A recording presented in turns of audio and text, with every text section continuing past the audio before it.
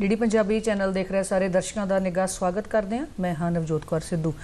ਅੱਜ ਇੱਕ ਖਾਸ ਦਿਨ ਸਾਡੇ ਸਭ ਦੇ ਲਈ, ਕਿਉਂਕਿ ਅੱਜ ਜਦੋਂ ਬਜਟ ਦੀ ਗੱਲ ਕਰਦੇ ਹਾਂ ਤਾਂ ਸਾਡੇ ਸਾਰੇ ਲੋਕਾਂ ਦਾ ਧਿਆਨ ਉਹਨੇ ਖਿੱਚਿਆ ਹੋਇਆ, ਕਿਉਂਕਿ ਜਦੋਂ ਅਸੀਂ ਆਮ ਸਧਾਰਨ ਲੋਕਾਂ ਦੀ ਵੀ ਗੱਲ ਕਰਦੇ ਹਾਂ, ਸਾਡੇ ਸਾਰੇ ਖਰਚੇ ਜੋ ਅਸੀਂ ਕੰਮ ਕਰਨੇ ਆ, ਜਿਸ ਤਰ੍ਹਾਂ ਦੇ ਸਾਡੀ ਜਿਹੜੀ ਟੇਕ ਹੈ ਉਹ ਬਜਟ ਦੇ ਉੱਤੇ ਲੱਗੀ ਹੁੰਦੀ ਹੈ, ਕਿਉਂਕਿ ਇੱਕ ਆਮ ਨਾਗਰਿਕ ਹੋਣ ਦੇ ਨਾਤੇ ਸਾਡੀਆਂ ਬਹੁਤ ਸਾਰੀਆਂ ਰੀਝਾਂ ਆਸ जुड़ी हुंदी है। सो अज गल करांगे, अज दी गल इस लाइव शो दे विच आम बजट 2023 की आसां ते उम्मीदां लैके आया, किहो जिहियां राहतां इहदे विच मिलियां ने, किहो जिहे लोकां दे नज़रिए ने इहदे बारे ते साडे ਜਿਹੜੇ ਐਕਸਪਰਟ ਨੇ ਉਹਨਾਂ ਦੇ ਕੀ ਨਜ਼ਰੀਏ ਨੇ, ਇਹਦੇ ਬਾਰੇ ਗੱਲਬਾਤ ਲਾਈਵ ਅੱਜ ਇਸ ਵਿਸ਼ੇ ਦੇ ਉੱਤੇ ਹੋਏਗੀ। ਸੋ ਇਸ ਵਿਸ਼ੇ ਦੇ ਉੱਤੇ ਗੱਲਬਾਤ ਕਰਨ ਦੇ ਲਈ ਸਾਡੇ ਅੱਜ ਦੇ ਮਾਸ ਸਟੂਡੀਓ 'ਚ ਪਹੁੰਚ ਚੁੱਕੇ ਨੇ।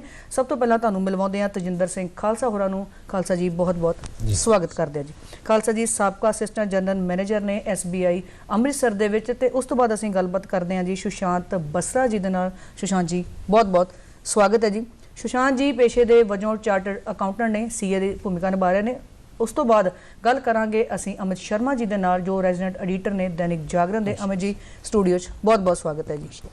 सो जदों असीं बजट की गल करते हैं, इहदे बारे असीं की सोचते हैं, साडे अज दे माहिर की सोचते हैं, एक बैंकर, एक CA, एक जर्नलिस्ट इहदे बारे की नज़रिया रखदा है। उस तो पहलां साडे केंद्रीय वित्त मंत्री निर्मला सीतारमन जी इहदे बारे, उस भाषण बारे की कुछ खास गलबात उन्होंने टैक्स बारे की है। आओ उस वीडियो दे नाल जुड़दे हैं ते वापस स्टूडियो च आउंदे हां।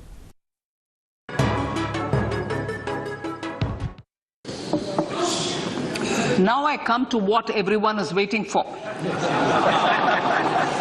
Personal income tax. I have 5 major announcements to make in this regard. These primarily benefit our hard-working middle class. The first one concerns rebate. Currently, those with income up to 5 lakh do not pay any income tax in both old and new regimes. I propose to increase the rebate limit to 7 lakhs in the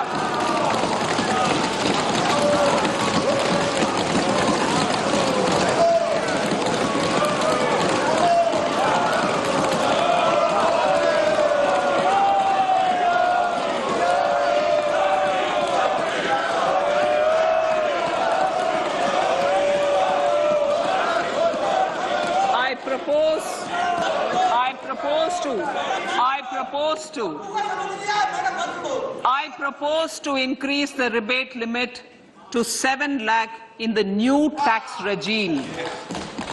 Thus, persons in the new tax regime with income up to 7 lakhs will not have to pay any tax at all. The second proposal relates to middle class individuals.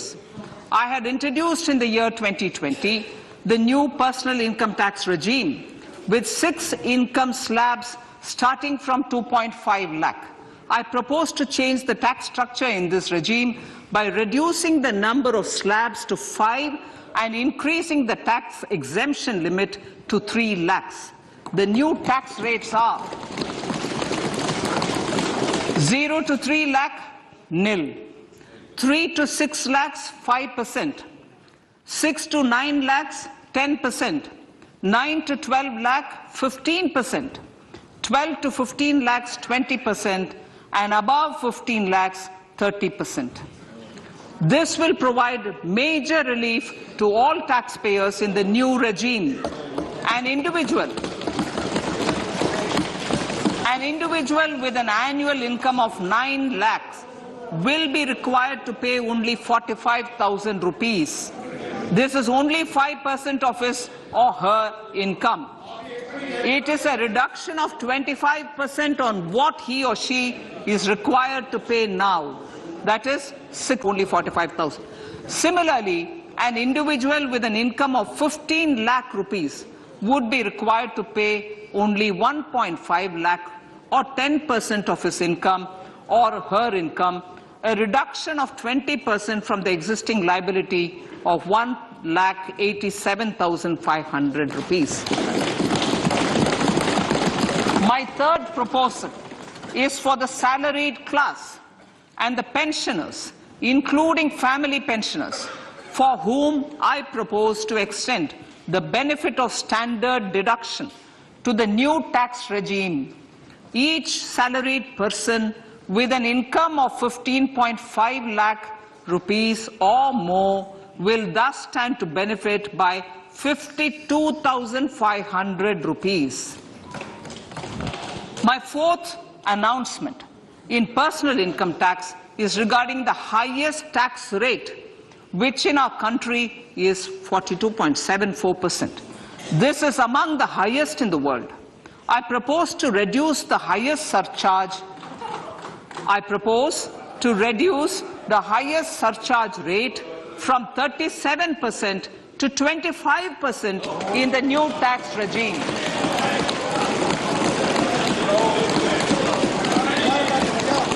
This would result in the reduction of the maximum tax rate to 39%.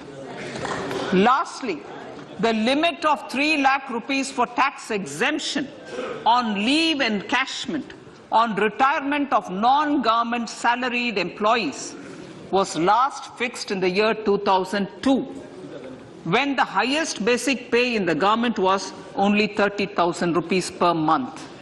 In line with the increase in the government salaries, I am proposing to increase this limit to 25 lakh rupees.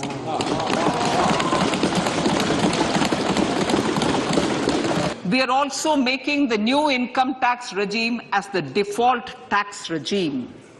However, citizens will continue to have the option to avail the benefit of the old tax regime.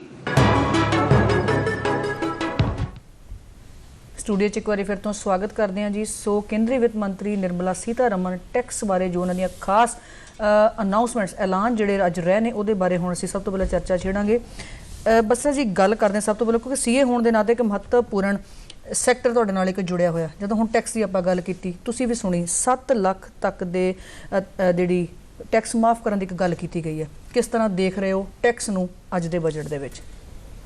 ਅਸੀਂ ਹੁਣੀ budget ਦੀ speech ਸੁਣੀ ਤੇ ਇਹਦੇ ਵਿੱਚ ਉਹਨਾਂ ਨੇ ਦੋ ਚੀਜ਼ਾਂ ਬਾਰੇ ਜ਼ਿਕਰ ਕੀਤਾ। ਪਹਿਲਾ ਜ਼ਿਕਰ ਕੀਤਾ ਇੱਕ ਜੋ ਕਿ ਪੁਰਾਣਾ ਟੈਕਸ ਦਾ ਰਜੀਮ ਸੀਗਾ ਜੀ, ਤੇ ਇੱਕ ਉਹਨਾਂ ਨੇ ਜ਼ਿਕਰ ਕੀਤਾ ਨਵੇਂ ਟੈਕਸ ਦੇ ਰਜੀਮ ਬਾਰੇ।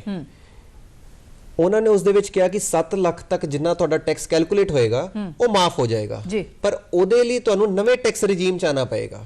ਜਿੱਦਾਂ ਕਿ ਉਹਨਾਂ ਨੇ ਦੱਸਿਆ ਕਿ ਉਸ ਦੀ ਸਲੈਬ ਹੈਗੀ ਹੈ 0 ਤੋਂ 3 ਲੱਖ, 3 ਲੱਖ ਤੱਕ ਕੋਈ ਟੈਕਸ ਨਹੀਂ, 3 ਤੋਂ 6 ਲੱਖ ਤੇ 5% ਐਂਡ ਸੋ ਔਨ। ਹੁਣ ਜੇਕਰ ਤੁਹਾਡੀ ਇਨਕਮ ਹੈਗੀ ਹੈ 7 ਲੱਖ ਰੁਪਇਆ, ਉੱਤੇ ਤੁਹਾਡਾ ਕੋਈ ਟੈਕਸ ਨਹੀਂ ਲੱਗੇਗਾ, ਰਾਈਟ। ਤੇ ਉਹਦੇ ਨਾਲ ਉਹਨਾਂ ਨੇ ਆਹ ਵੀ ਦੱਸਿਆ ਕਿ ਜਿਹੜੇ ਪ੍ਰਾਵਧਾਨ ਪੁਰਾਣੇ ਰਜੀਮ 'ਚ ਸੀਗੇ, ਪੁਰਾਣੇ ਰਜੀਮ 'ਚ ਬੈਨੀਫਿਟ ਉਹਨਾਂ ਦਾ ਜ਼ਿਆਦਾ ਹੁੰਦਾ ਸੀਗਾ ਜਿਨ੍ਹਾਂ ਦੀ ਟੈਕਸ ਸੇਵਰ ਡਿਡਕਸ਼ਨਾਂ ਹੁੰਦੀਆਂ ਸੀਗੀਆਂ। ਜਿੱਦਾਂ ਕਿ ATC ਦੀ LIC ਲੋਕੀ ਕਰਵਾਉਂਦੇ ਸੀਗੇ, ਉਹ ਇੱਕ ਟੈਕਸ ਸੇਵਰ ਡਿਡਕਸ਼ਨ ਹੁੰਦੀ ਸੀਗੀ, ਤੇ ਜਿਹੜਾ ਬੈਨੀਫਿਟ ਉਹਨਾਂ ਨੂੰ ਮਿਲਦਾ ਸੀਗਾ ਹੁਣ ਨਵੀਂ ਰਜੀਮ 'ਚ ਆਉਣ ਕਰਕੇ ਇਹ ਬੈਨੀਫਿਟ ਉਹਨਾਂ ਨੂੰ ਵੀ ਮਿਲੇਗਾ ਜਿਹੜੇ ਟੈਕਸ ਸੇਵਰ ਡਿਡਕਸ਼ਨਸ ਨਹੀਂ ਲੈ ਸਕਦੇ, ਜਿਹੜੇ ਇਨਵੈਸਟਮੈਂਟ ਨਹੀਂ ਕਰ ਸਕਦੇ, ਜਿਹਦੇ 'ਚ ਟੈਕਸ 'ਚ ਛੂਟ ਮਿਲਦੀ ਹੈਗੀ ਹੈ। ਜੀ, ਇੱਕ ਬੈਂਕਰ ਹੋਣ ਦੇ ਨਾਤੇ ਮੈਂ ਗੱਲ ਕਰਦੀ ਹਾਂ ਤੁਹਾਡੇ ਨਾਲ ਖਾਲਸਾ ਜੀ, ਇੱਕ ਜਦੋਂ ਅਸੀਂ ਬੈਂਕਰ ਹੋਣ ਦੇ ਨਾਤੇ ਇਸ ਅੱਜ ਦੇ ਟੈਕਸ ਨੂੰ ਸਮਝਣ ਦੀ ਕੋਸ਼ਿਸ਼ ਕਰਦੇ ਹਾਂ, ਜਿੱਦਾਂ ਸਰ ਨੇ ਗੱਲ ਕੀਤੀ ਸੁਸ਼ਾਂਤ ਜੀ ਨੇ ਕਿ ਪੁਰਾਣੀਆਂ ਸਲੈਬ ਆ, ਨਵੀਆਂ ਸਲੈਬ ਆ, ਕਿੱਦਾਂ ਟੈਕਸ ਨੂੰ ਅੱਜ ਦੇ ਤੁਸੀਂ ਆਪਣੇ ਨਜ਼ਰੀਏ ਤੋਂ ਇਹਨੂੰ ਸਮਝਦੇ ਹੋ ਜਾਂ ਦੇਖਦੇ ਹੋ? ਨਵਜੋਤ ਜੀ, ਇਸ ਤਰ੍ਹਾਂ ਹੈ, ਜਦੋਂ ਅਸੀਂ ਐਕਸਪੈਕਟੇਸ਼ਨ ਡਿਸਕਸ ਕਰ ਰਹੇ ਸੀ ਬਜਟ ਦੀਆਂ, ਆਮ ਜਨਤਾ ਦੀ ਜਿਹੜੀ ਇੱਕ ਰਿਵਾਇਤਨ ਸਟ੍ਰੈਟੇਜੀ ਹੈ, ਦੋ ਪਾਸੇ ਧਿਆਨ ਹੈ, ਕਿਹੜੀ ਪਾਲਿਸੀ 'ਚ ਕਿਹੜੀ ਰਜੀਮ 'ਚ ਜਾਣਾ। ਉਹ ਆਪਣੇ ਐਕਸਪਰਟ ਨੂੰ, ਫਾਈਨੈਂਸ਼ੀਅਲ ਐਕਸਪਰਟ ਨੂੰ, ਸੀਏ ਨੂੰ ਪੁੱਛਦੇ ਸੀ ਕਿ ਜੀ ਰਜੀਮ 1 'ਚ ਜਾਈਏ ਕਿ 2 'ਚ ਜਾਈਏ। ਇੱਕ ਮੈਂ ਰਿਵਾਇਤ ਨੇ ਇਸ ਕਰਕੇ ਕਿਹਾ ਹੈ ਕਿ ਰਿਵਾਇਤ ਪੈ ਚੁੱਕੀ ਸੀ ਪੁਰਾਣੇ ਜਾਂ ਨਵੇਂ ਅਸੈਸਿਸ ਦੇ ਵਿੱਚ ਕਿ ਉਹ ਆਪਣੀ ਬੱਚਤ ਕਰਨ ਦੇ ਆਦੀ ਹੋ ਗਏ। 1.5 ਲੱਖ ਰੁਪਈਆ ਮੈਂ ਪਾਣਾ ਹੀ ਪਾਣਾ PPF ਦੇ ਵਿੱਚ, ਜਾਂ ਮੈਂ ਹਾਊਸ ਲੋਨ ਲਿਆ ਮੈਂ ਰਿਬੇਟ ਲੈਣੀ ਹੈ, ਜਾਂ ਮੈਂ ATD ਦਾ ਬੈਨੀਫਿਟ ਲੈਣਾ, ਮੈਂ ਆਪਣਾ ਹੈਲਥ ਇੰਸ਼ੋਰੈਂਸ ਕਰਾਉਣਾ, ਨਾਲੇ ਮੇਰੀ ਸਿਹਤ ਕਵਰ ਹੋ ਜਾਏਗੀ ਤੇ ਨਾਲੇ ਮੇਰਾ ਰਿਬੇਟ ਮਿਲ ਜਾਏਗੀ। ਇਹ ਜਿਹੜੇ ਰੁਝਾਨ ਸੀਗੇ, ਇਹਨਾਂ ਨੂੰ ਜਿਹੜਾ ਅਸੈਸੀ ਹੈ ਉਹਨੂੰ ਮੁੜ ਵਿਚਾਰ ਕਰਨਾ ਪਏਗਾ। ਜਦੋਂ ਅਸੀਂ ਅੰਕੜੇ ਦੇਖਦੇ ਸੀ ਕਿ ਸੇਵਿੰਗ ਜਿਹੜੀ ਹੈ ਡੋਮੈਸਟਿਕ ਸੇਵਿੰਗ ਥੋੜੀ ਥੱਲੇ ਜਾ ਰਹੀ ਹੈ, ਉਦੋਂ ਸਾਨੂੰ ਇਹ ਲੱਗਦਾ ਸੀ ਕਿ ਜਿਹੜੀ ਰਿਬੇਟ ਹੈ ATC ਦੀ ਇਹ ਸ਼ਾਇਦ ਸਨ 14 ਦੀ ਚੱਲੀ ਆ ਰਹੀ ਹੈ, ਕੁਝ ਵਧੇਗੀ। ਤੇ ਜੇ ਨਹੀਂ ਵਧੀ ਤੇ ਸਰਕਾਰ ਨੇ ਡਿਪੋਜ਼ਿਟ ਵਾਸਤੇ ਦੂਜੇ ਪਾਸੇ ਅੱਛਾ ਸਟੈਪ ਲੈ ਲਿਆ ਕਿ ਸੀਨੀਅਰ ਸਿਟੀਜ਼ਨ ਦਾ ਜਿਹੜਾ ਸਕੀਮ ਹੈ ਉਹ 15 ਤੋਂ 30 ਲੱਖ, ਤੇ ਲੇਡੀਜ਼ ਵਾਸਤੇ ਵੀ ਇੱਕ ਸਪੈਸ਼ਲ ਸਕੀਮ 2 ਲੱਖ ਦੀ ਇਹਨਾਂ ਨੇ ਲਾਂਚ ਕੀਤੀ ਹੈ। तो ਗ੍ਰਹਿਣੀਆਂ ਨੂੰ ਬਚਤ ਕਰਨ ਦੇ ਵਿੱਚ ਮੋਟੀਵੇਟ ਕਰਨਾ, ਔਰ senior citizens are having some surplus social benefit with them, ਉਹਨਾਂ ਦੇ ਸਰਵਾਈਵਲ ਵਾਸਤੇ ਫੰਡ ਰੱਖੇ ਹੁੰਦੇ ਆ। ਤੋ ਇਸ ਕਰਕੇ ਡਿਪੋਜ਼ਿਟ ਦੇ ਵਿੱਚ ਤੇ ਥੋੜੀ ਸਪੋਰਟ ਮਿਲੇਗੀ ਤੇ ਬਾਕੀ ਰੁਝਾਨ ਜਿਹੜਾ ਉਹ ਬਦਲੇਗਾ ਔਰ ਜਿਹੜੇ ਅਸੈਸੀ ਨੇ ਉਹਨਾਂ ਨੂੰ ਰੀਕਨਸੀਡਰ ਕਰਨਾ ਪਏਗਾ ਆਪਣੀ ਸਟ੍ਰੈਟਜੀ ਨੂੰ। ਜੀ ਅਮਿਤ ਜੀ, ਕਿਉਂਕਿ ਤੁਸੀਂ ਜਦੋਂ ਆਪਾਂ ਗੱਲ ਕਰਦੇ ਹਾਂ ਪੱਤਰਕਾਰਤਾ ਦੀ ਤਾਂ ਇੱਕ ਮਹੱਤਵਪੂਰਨ ਅੰਗ ਆ ਸੁਸਾਇਟੀ ਦਾ, ਲੋਕਾਂ ਦੇ ਨਾਲ ਜ਼ਿਆਦਾ ਤੁਸੀਂ ਜੁੜਦੇ ਆ, ਵਾਹ ਵਾਸਤਾ ਰਹਿੰਦਾ। ਅਗਰ ਲੋਕਾਂ ਦੇ ਹਿਸਾਬ ਦੇ ਨਾਲ ਸਮਝਣ ਦੀ ਕੋਸ਼ਿਸ਼ ਕਰੀਏ ਤਾਂ ਇੱਕ ਜਰਨਲਿਸਟ ਹੋਣ ਦੇ ਨਾਤੇ ਤੁਹਾਨੂੰ ਕੀ ਲੱਗਦਾ ਕਿ ਲੋਕ ਜੋ ਟੈਕਸ ਦੇ ਵਿੱਚ ਇਸ ਵਾਰ ਰਿਬੇਟ ਮਿਲੀ, ਜੋ ਨਵੀਆਂ ਜਿਹੜੀਆਂ ਸਲੈਬਸ ਦੀ ਗੱਲ ਕੀਤੀ ਗਈ, ਉਹਨੂੰ ਤੋੜਨ ਦੀ ਗੱਲ ਕੀਤੀ ਗਈ, ਠੀਕ ਹੈ ਉਹ ਲੋਕਾਂ ਦਾ ਮੁਲਾਂਕਣ ਕਿਵੇਂ ਕਰਦੇ ਉਹਦਾ ਆਪਾਂ? ਦੇਖੋ, ਜੇ ਆਪਾਂ ਬਜਟ ਦੀ ਗੱਲ ਕਰੀਏ, ਮੈਂ ਇਹ ਮੰਨਦਾ ਕਿ ਸਰਕਾਰ ਦੀ ਜਦੋਂ ਵੀ ਕੋਈ ਪਾਲਿਸੀ ਆਉਂਦੀ ਹੈ ਜਾਂ ਕੋਈ ਚੀਜ਼ ਸਾਹਮਣੇ ਹੁੰਦੀ ਹੈ, ਉਸ ਦੇ ਨਜ਼ਰੀਏ ਇੱਕ ਤਾਂ ਉਸ ਵਿਸ਼ੇ ਦੇ ਮਾਹਿਰਾਂ ਵੱਲੋਂ ਹੁੰਦੇ ਨੇ, ਇੱਕ ਹੁੰਦੇ ਕਿ ਜਿਹੜੇ ਆਮ ਪਬਲਿਕ ਦੇ ਨਜ਼ਰੀਏ ਮੰਗ ਦਿਖਦੇ, ਜਿਹਦੇ ਵਿੱਚ ਅਸੀਂ ਸਰਕਾਰ ਦੀਆਂ ਕੁਝ ਵਿਜ਼ਨ, ਕੁਝ ਉਹਨਾਂ ਦੀ ਜਿਹੜੀ ਸੋਚ ਹੈ, ਡਾਇਰੈਕਸ਼ਨ ਜਿਹੜੀ ਅਗਲੀ ਹੋਣ ਵਾਲੀ ਹੈ, ਉਹਨੂੰ ਦੇਖਦੇ ਹਾਂ। ਜੀ ਜਿਹੜਾ ਅੱਜ ਦਾ ਬਜਟ ਹੈ, ਦੇਖੋ ਇਸ ਦੇ ਵਿੱਚ ਜਿਸ ਤਰ੍ਹਾਂ ਨਾਲ ਟੈਕਸ ਤੋਂ ਲੈ ਕੇ ਮੱਧਮ ਵਰਗੀ ਤੋਂ ਲੈ ਕੇ ਸਾਰੇ ਆਪਾਂ ਇਨਫਰਾਸਟ੍ਰਕਚਰ ਜਾਂ ਹਰ ਚੀਜ਼ ਨੂੰ ਕੀਤਾ ਗਿਆ, ਉਸ ਦੇ ਵਿੱਚ ਮੈਨੂੰ ਇਹ ਲੱਗਦਾ ਹੈ ਕਿ ਇਹ ਜਿਹੜਾ ਬਜਟ ਹੈ ਬੜੇ ਲੌਂਗ ਟਰਮ ਇੱਕ ਵਿਸ਼ਵਾਸ ਨਾਲ ਦਿੱਤਾ ਗਿਆ ਹੈ। ਔਰ ਇਹ ਵਿਸ਼ਵਾਸ ਨਹੀਂ ਤਾਂ ਜਨਰਲੀ ਜਦੋਂ ਕਿਹਾ ਜਾ ਰਿਹਾ ਸੀਗਾ ਕਿ 1 ਸਾਲ ਬਾਅਦ ਇਲੈਕਸ਼ਨ ਆਉਣ ਵਾਲੇ ਹੈ, ਕੋ ਹੋ ਜਾਏਗਾ, ਤਾਂ ਸਰਕਾਰਾਂ ਬਹੁਤ ਜ਼ਿਆਦਾ ਕਈ ਵਾਰ ਲੋਕ ਲੁਭਾਵਨ ਪਾਲਿਸੀ ਚੱਲ ਜਾਣੀਆਂ ਹੈ। ਪਰ ਇਸ ਦੇ ਵਿੱਚ ਤੁਸੀਂ ਇੱਕ ਦੇਖੋ ਕਿ ਜਿਹੜਾ ਵਿਜ਼ਨ ਹੈ, ਚਾਹੇ ਉਹ ਇਨਫਰਾਸਟ੍ਰਕਚਰ ਨੂੰ ਲੈ ਕੇ ਹੈ, ਚਾਹੇ ਉਹ ਡਿਜੀਟਲ ਉਹਨੂੰ ਲੈ ਕੇ ਹੈ ਜਾਂ ਕਿਸੇ ਟੈਕਸ ਨੂੰ ਲੈ ਕੇ, ਇਹ ਸਾਰੀਆਂ ਚੀਜ਼ਾਂ ਸਰਕਾਰ ਦੇ ਉਸ ਕੌਨਫੀਡੈਂਸ ਨੂੰ ਦਿਖਾ ਰਹੀਆਂ ਕਿ ਜਿਸ ਨਾਲ ਸਰਕਾਰ ਇੰਨੀ ਕੌਨਫੀਡੈਂਟ ਲੱਗ ਰਹੀ ਹੈ ਦੇਖ ਕੇ ਇਸ ਬਜਟ ਨੂੰ ਕਿ ਉਹਨਾਂ ਨੂੰ ਲੱਗਦਾ ਹੈ ਕਿ 24 ਜਿਹੜਾ ਅਗਲਾ ਫਿਊਚਰ ਉਹਨਾਂ ਦਾ ਹੈ ਉਹ ਬੜਾ ਬ੍ਰਾਈਟ ਹੈ, ਅਸੀਂ ਇਸ ਨੂੰ ਅੱਗੇ ਲੈ ਕੇ ਜਾਣਾ ਹੈ। ਉਹਨਾਂ ਨੇ ਮਤਲਬ ਸਿਰਫ 1 ਸਾਲ ਦਾ ਜਾਂ ਉਹਦਾ ਬਜਟ ਨਹੀਂ ਦਿੱਤਾ, ਉਹਨਾਂ ਨੇ ਅਗਲੇ 5 ਸਾਲਾਂ ਦੀ ਜਿਹੜੀ ਵਿਜ਼ਨ ਨੂੰ ਰੱਖਦੇ ਹੋਏ ਆਪਣਾ ਬਜਟ ਦਿੱਤਾ। ਉਹ ਬਹੁਤ ਮਤਲਬ ਆਤਮ ਵਿਸ਼ਵਾਸ ਵਾਲਾ ਬਜਟ ਦਿੱਤਾ ਹੈ। ਇसी ਕਾਰਨ ਹੋਇਆ ਹੈ ਕਿ ਦੇਖੋ ਲਗਭਗ ਸਾਰੇ ਵਰਗ ਵਿੱਚੋਂ ਕਈ ਆਉਂਦੇ ਕਿ ਜੀ ਇਹ ਚੀਜ਼ ਨਹੀਂ ਮਿਲੀ, ਉਹ ਨਹੀਂ ਮਿਲੀ, ਪਰ ਉਸ ਦੇ ਵਿੱਚ ਮੈਂ ਹਮੇਸ਼ਾ ਇਹ ਕਹਿੰਦਾ ਕਿ ਬਜਟ 'ਚ ਕਦੇ ਕਿਸੇ ਸਾਲ ਇੱਕ ਫੋਕਸ ਹੁੰਦਾ ਹੈ, ਕਦੇ ਦੂਸਰਾ ਫੋਕਸ ਹੁੰਦਾ ਹੈ। ਜਿਹੜਾ ਲੌਂਗ ਟਰਮ ਦਾ ਬਜਟ ਹੈ ਉਸ ਚੀਜ਼ ਨੂੰ ਮੈਂ ਇਸ ਨੂੰ ਲੌਂਗ ਟਰਮ ਦਾ ਬਜਟ ਦੇਖਦਾ ਕਿ ਇਹ ਬੜੀ ਗੂੜ ਨੀਤੀ ਦੇ ਨਾਲ ਅਗਲੇ 5 ਸਾਲ ਨੇ ਉਸ ਨੂੰ ਧਿਆਨ ਨਾਲ ਰੱਖਦੇ ਹੋਏ ਕੀਤਾ ਗਿਆ। ਜੀ ਅਮਿਤ ਜੀ, ਇਸੇ ਗੱਲ ਦੇ ਉੱਤੇ ਦੁਬਾਰਾ ਫਿਰ ਵਾਪਸ ਆਵਾਂਗੇ। ਜਲੰਧਰ ਦੂਰਦਰਸ਼ਨ ਦੀ ਟੀਮ ਵੱਲੋਂ ਲੋਕਾਂ ਨਾਲ ਕੁਝ ਗੱਲਬਾਤ ਕੀਤੀ ਗਈ ਸਾਡੇ ਨੁਮਾਇੰਦਿਆਂ ਵੱਲੋਂ ਇਸ ਆਮ ਬਜਟ ਨੂੰ ਲੈ ਕੇ। ਸੋ ਸਭ ਤੋਂ ਪਹਿਲਾਂ ਆਪਾਂ ਜਲੰਧਰ ਚੱਲਦੇ ਹਾਂ, ਦੇਖਦੇ ਹਾਂ ਲੋਕ ਇਹਦੇ ਬਾਰੇ ਕੀ ਕਹਿੰਦੇ ਨੇ। ਸੋ ਵਾਪਸ ਆਉਂਦੇ ਹਾਂ ਸਟੂਡੀਓ 'ਚ।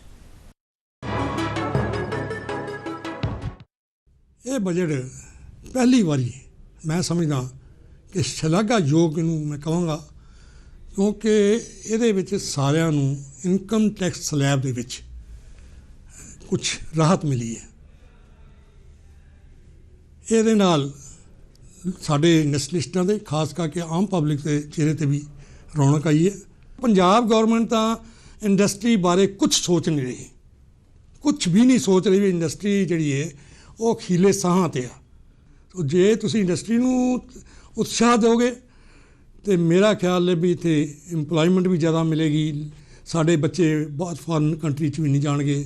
ਇਹੀ ਮੇਰੀ ਗੌਰਮੈਂਟ ਅੱਗੇ ਰਿਕੁਐਸਟ ਹੈ। ਪਿਛਲੇ 5 ਸਾਲਾਂ ਦੇ ਵਿੱਚ ਇਹ ਬਜਟ ਜਿਹੜਾ ਹੈ ਵਧੀਆ ਹੈ, ਕਿਉਂਕਿ ਇਹਦੇ ਵਿੱਚ ਜਿੱਥੇ ਹੋਰ ਸਮਾਜ ਨੂੰ ਵਧੀਆ ਕੁਝ ਮਿਲਿਆ ਹੈ, ਉੱਥੇ ਸੀਨੀਅਰ ਸਿਟੀਜ਼ਨ ਨੂੰ ਚੰਗਾ ਮਿਲਿਆ ਹੈ। ਕਿਉਂਕਿ ਜਿਹੜਾ ਇਨਕਮ ਟੈਕਸ ਹੈ ਉਹ 5 ਲੱਖ ਤੋਂ ਸਿੱਧਾ 7 ਲੱਖ ਹੋ ਗਿਆ ਹੈ। ਉਸ ਤੋਂ ਇਲਾਵਾ ਸੀਨੀਅਰ ਸਿਟੀਜ਼ਨ ਨੂੰ ਇੱਕ ਸੇਵਿੰਗ ਸਕੀਮ ਹੈ ਜਿਹੜੀ ਕਿ ਅਸੀਂ ਪੋਸਟ ਆਫਿਸ ਦੇ ਵਿੱਚ ਕਰਦੇ ਹਾਂ। ਉਹ ਪਹਿਲਾਂ 15 ਲੱਖ ਸੀ, ਹੁਣ ਉਹ 30 ਲੱਖ ਤੱਕ ਹੋ ਗਈ ਹੈ, ਜਿਸ 'ਤੇ ਸਾਨੂੰ ਵਿਆਜ ਵੀ ਚੰਗਾ ਮਿਲਦਾ ਹੈ, 8% ਤੱਕ ਵਿਆਜ ਮਿਲਦਾ ਹੈ। ਇਹ ਚੰਗੀ ਸਕੀਮ ਹੈ। ਦੇਖੋ ਇੰਨਾ ਫਰਕ ਪੈਣਾ, ਡਬਲ ਹੋ ਜਾਣਾ ਬੜਾ ਹੈ। ਬਜਟ ਦਾ ਵੀ ਜਿਹੜਾ ਹੈਗਾ ਇਨਕਮ ਟੈਕਸ ਵਿੱਚ 2 ਲੱਖ ਦਾ ਇਕੱਠਾ ਫਰਕ ਪੈਣਾ, ਇਨਕਮ ਟੈਕਸ ਬਹੁਤ ਬਚਤ ਹੁੰਦੀ ਹੈ। ਮੈਨੂੰ ਬਹੁਤ ਹੀ ਅੱਛਾ ਲੱਗਿਆ ਬਜਟ, ਕਿਉਂਕਿ ਉਹ ਮਿਡਲ ਕਲਾਸ ਫਰੈਂਡਲੀ ਹੈ ਤੇ ਟੈਕਸ ਪੇਅਰ ਫਰੈਂਡਲੀ ਹੈ। ਮੈਂ ਖੁਦ ਇੱਕ ਟੈਕਸ ਪੇਅਰ ਹਾਂ, ਮੈਨੂੰ ਬੜਾ ਵਧੀਆ ਲੱਗਾ ਕਿ ਜੇ ਸਾਡੀ ਸੇਵਿੰਗ ਹੋਣ ਵਾਲੀ ਹੈ। ਸਾਡਾ ਟੈਕਸ ਸਲੈਬ ਜਿਹੜਾ ਇਹਨਾਂ ਨੇ 5 ਲੱਖ ਤੋਂ 7 ਲੱਖ ਕਰ ਦਿੱਤਾ ਹੈ। ਪਲੱਸ ਸਾਡੀ ਲੇਡੀਜ਼ ਵਾਸਤੇ ਇਹਨਾਂ ਨੇ ਬਹੁਤ ਹੀ ਵਧੀਆ ਇੱਕ ਸਕੀਮ ਨਿਕਾਲੀ ਹੈ, ਜਿਹੜੀ ਕਿ ਪੋਸਟ ਆਫਿਸ ਵਿੱਚ ਅਸੀਂ ਆਪਣੇ ਪੈਸੇ ਡਿਪੋਜ਼ਿਟ ਕਰ ਸਕਦੇ ਹਾਂ ਔਰ ਸਾਨੂੰ 2 ਸਾਲ ਦੇ ਵਿੱਚ ਇੱਕ ਅੱਛਾ ਵਿਆਜ ਦੇਣ ਦਾ ਉਹਨਾਂ ਦਾ ਇੱਕ ਵਿਚਾਰ ਹੈਗਾ ਹੈ। ਇਹ ਸਾਡੇ ਸਭ ਭੈਣਾਂ ਨੂੰ ਬਹੁਤ ਹੀ ਫਾਇਦਾ ਦੇਣ ਵਾਲਾ ਹੈ। ਪਲੱਸ ਇੱਕ ਮੈਡੀਕਲ ਪੇਸ਼ੇ ਦੇ ਵਿੱਚ ਹੋਣ ਕਰਕੇ ਮੈਨੂੰ ਲੱਗਦਾ ਕਿ ਨਰਸਿੰਗ ਕਾਲਜਸ ਵੀ ਨਵੇਂ ਬਹੁਤ ਸਾਰੇ ਖੁੱਲ੍ਹੇ ਹਨ, ਜਿਹਦੇ ਵਿੱਚ ਸਾਡੀ ਬੱਚੀਆਂ ਇੱਕ ਸਕਿਲਡ ਕੈਟਾਗਰੀ ਦੇ ਵਿੱਚ ਇੱਕ ਅੱਛਾ ਆਪਣਾ ਯੋਗਦਾਨ ਦੇ ਸਕਦੀਆਂ। ਉਹ ਇੱਕ ਆਪਣੇ ਪੈਰਾਂ 'ਤੇ ਖੜੇ ਹੋਣ ਦਾ ਉਹਨਾਂ ਲਈ ਇੱਕ ਬਹੁਤ ਅੱਛਾ ਮੌਕਾ ਹੈ। ਔਰ ਨਾਲ ਹੀ ਮੈਂ ਦੇਖ ਰਹੀ ਹਾਂ ਕਿ ਜਿਹੜਾ ਬਜਟ ਹੈਗਾ ਹੈ ਗ੍ਰੀਨ এনवायरमेंट ਫਰੈਂਡਲੀ ਹੈ। ਇਹਦੇ ਵਿੱਚ ਸਾਡੀ ਗ੍ਰੀਨ એનર્ਜੀ ਵੱਲ ਜ਼ਿਆਦਾ ਬਜਟ ਦਾ ਇੱਕ ਪਾਰਟ ਪਾਇਆ ਗਿਆ ਹੈ, ਤਾਂ ਕਿ ਸਾਡਾ এনवायरमेंट ਜਿਹੜਾ ਪੋਲਿਊਸ਼ਨ ਫਰੀ ਹੋਵੇ ਔਰ ਹੈਲਥ ਫਰੈਂਡਲੀ ਹੋਵੇ। ਪ੍ਰੋਗਰੈਸਿਵ ਬਜਟ ਹੈ, ਇਹ 'ਚ ਬੜਾ ਡਿਵੈਲਪਮੈਂਟ ਦੀ ਬੜੀ ਗੱਲ ਹੋਈ ਹੈ।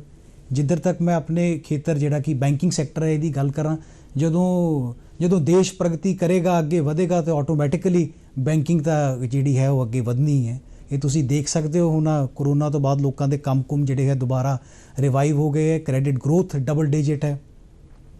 ਜਿਹੜੀ ਫਾਈਨੈਂਸ ਮਿਨਿਸਟਰ ਨੇ ਬੜੀ ਅੱਛੀ ਇੱਕ ਗੱਲ ਕੀਤੀ, ਜਿਹੜਾ ਇਹਨਾਂ ਨੇ ਇਨਫਰਾਸਟ੍ਰਕਚਰ ਨੂੰ ਜਿਹੜੀ ਸਪੈਂਡਿੰਗ ਹੈ, ਸਟੇਟਸ ਨੂੰ ਇੰਟਰਸਟ ਫ੍ਰੀ ਲੋਨਸ ਦੇਣਗੇ ਤੇ ਫਿਸਕਲ ਡੈਫਿਸਿਟ ਆਪਣਾ ਘਟਾਉਣ ਦੀ ਗੱਲ ਕੀਤੀ ਹੈ। ਦੇਖੋ ਇਹ ਕਿ ਬਹੁਤ ਰਿਮਾਰਕੇਬਲ ਗੱਲ ਹੈ। ਜੇ ਡੈਫਿਸਿਟ ਘਟੇਗਾ, ਬੋਰਿੰਗ ਵਗੈਰਾ ਘਟਦੀ ਹੈ। ਅੱਜ ਤੁਸੀਂ ਦੇਖ ਸਕਦੇ ਹੋ ਕਿ ਜਿੱਦਾਂ ਬੈਂਕਿੰਗ ਸਟਾਕ ਸੀ ਜਿਹੜੇ ਨਿਫਟੀ 'ਚ, ਉਹ ਕਿੰਨੀ ਉੱਪਰ ਚਲੇ ਗਏ। ਜਿੱਦਾਂ ਅਸੀਂ ਆਪਣੀ ਇਨਵੈਸਟਮੈਂਟਸ ਕਰਦੇ ਹਾਂ ਜਿਹੜੀ ਗਵਰਨਮੈਂਟ ਸਿਕਿਉਰਿਟੀਜ਼ 'ਚ, ਉਹ ਬਿਲਕੁਲ ਐਨ ਉੱਪਰ ਨੂੰ ਗਈਆਂ। ਇਹ ਸਭ ਮਤਲਬ ਉਹਨਾਂ ਦੀ ਸਪੀਚ ਦੇ ਕਰਕੇ ਹੀ ਹੈ ਜਿਹੜਾ ਉਹਨਾਂ ਨੇ ਇੱਕ ਸਾਨੂੰ ਪ੍ਰੋਗਰੈਸਿਵ ਰਸਤਾ ਅੱਗੇ ਦਿਖਾਇਆ ਹੈ। ਤੇ ਆਟੋਮੈਟਿਕਲੀ ਜੀ ਬੈਂਕਿੰਗ ਤਾਂ ਇਸ ਬਾਉਂਡ ਕਿ ਤਾਂ ਅੱਗੇ ਜਾਣੀ ਹੈ। ਇਹਦੇ ਵਿੱਚ ਕੋਆਪਰੇਟਿਵ ਮੂਵਮੈਂਟ ਲਈ ਜਿਹੜਾ 900 ਕਰੋੜ ਤੁਸੀਂ ਸੀਤਾਰਮਨ ਜੀ ਨੇ ਇਹ ਬਜਟ ਜਿਹੜਾ ਕੋਆਪਰੇਟਿਵ ਦੇ ਵਿੱਚ ਬਜਟ ਇਹ ਦਿੱਤਾ, ਇਹ ਬਹੁਤ ਵਧੀਆ ਦਿੱਤਾ ਔਰ ਇਹ ਸਲਾਹਨਾਯੋਗ ਹੈ। ਇਹਦੇ ਨਾਲ ਕੋਆਪਰੇਟਿਵ ਮੂਵਮੈਂਟ ਵਾਸਤੇ ਜਿਹੜੀ ਉਹਨਾਂ ਨੇ ਕੰਪਨਸੇਸ਼ਨਸ ਦਿੱਤੀਆਂ ਨੇ ਐਗਰੀਕਲਚਰ ਸੈਕਟਰ ਵਾਸਤੇ, ਉਹ ਵੀ ਬਹੁਤ ਵਧੀਆ ਨੇ।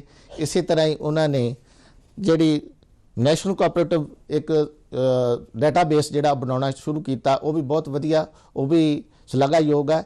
ਇਸੇ ਤਰ੍ਹਾਂ ਹੀ ਜਿਹੜੀਆਂ ਸ਼ੂਗਰ ਮਿਲਾਂ ਦਾ ਜਿਹੜਾ ਬਕਾਇਆ ਰਹਿੰਦਾ ਸੀ 16-17 ਦੇ ਵਿੱਚ, ਉਹਨੂੰ ਦੇਣ ਤੇ ਜਿਹੜਾ ਐਕਸਪੈਂਡੀਚਰ ਜਿਹੜਾ ਉਹ ਤੇ ਲਿਮਿਟ ਜਿਹੜੀ ਉਹ ਖਤਮ ਕੀਤੀ ਆ, ਉਹ 1000 ਕਰੋੜ ਦਿੱਤਾ, ਉਹ ਵੀ ਬਹੁਤ ਵਧੀਆ ਦਿੱਤਾ ਔਰ ਕੋਆਪਰੇਟਿਵ ਮੂਵਮੈਂਟ ਨੂੰ ਇਸ ਤਰ੍ਹਾਂ ਸਟਰੋਂਗ ਕਰਨ ਦਾ ਉਪਰਾਲਾ ਕੀਤਾ ਗਿਆ। ਜੀ ਇੱਕ ਵਾਰੀ ਸਟੂਡੀਓ 'ਚ ਫਿਰ ਤੋਂ ਸਵਾਗਤ ਹੈ ਜੀ। ਗੱਲ ਕਰਦੇ ਹਾਂ ਉਹਨਾਂ ਲੋਕਾਂ ਬਾਰੇ ਜਿਨ੍ਹਾਂ ਦੇ ਅਸੀਂ ਵਿਚਾਰ ਜਿਹੜੇ ਸੁਣੇ ਨੇ।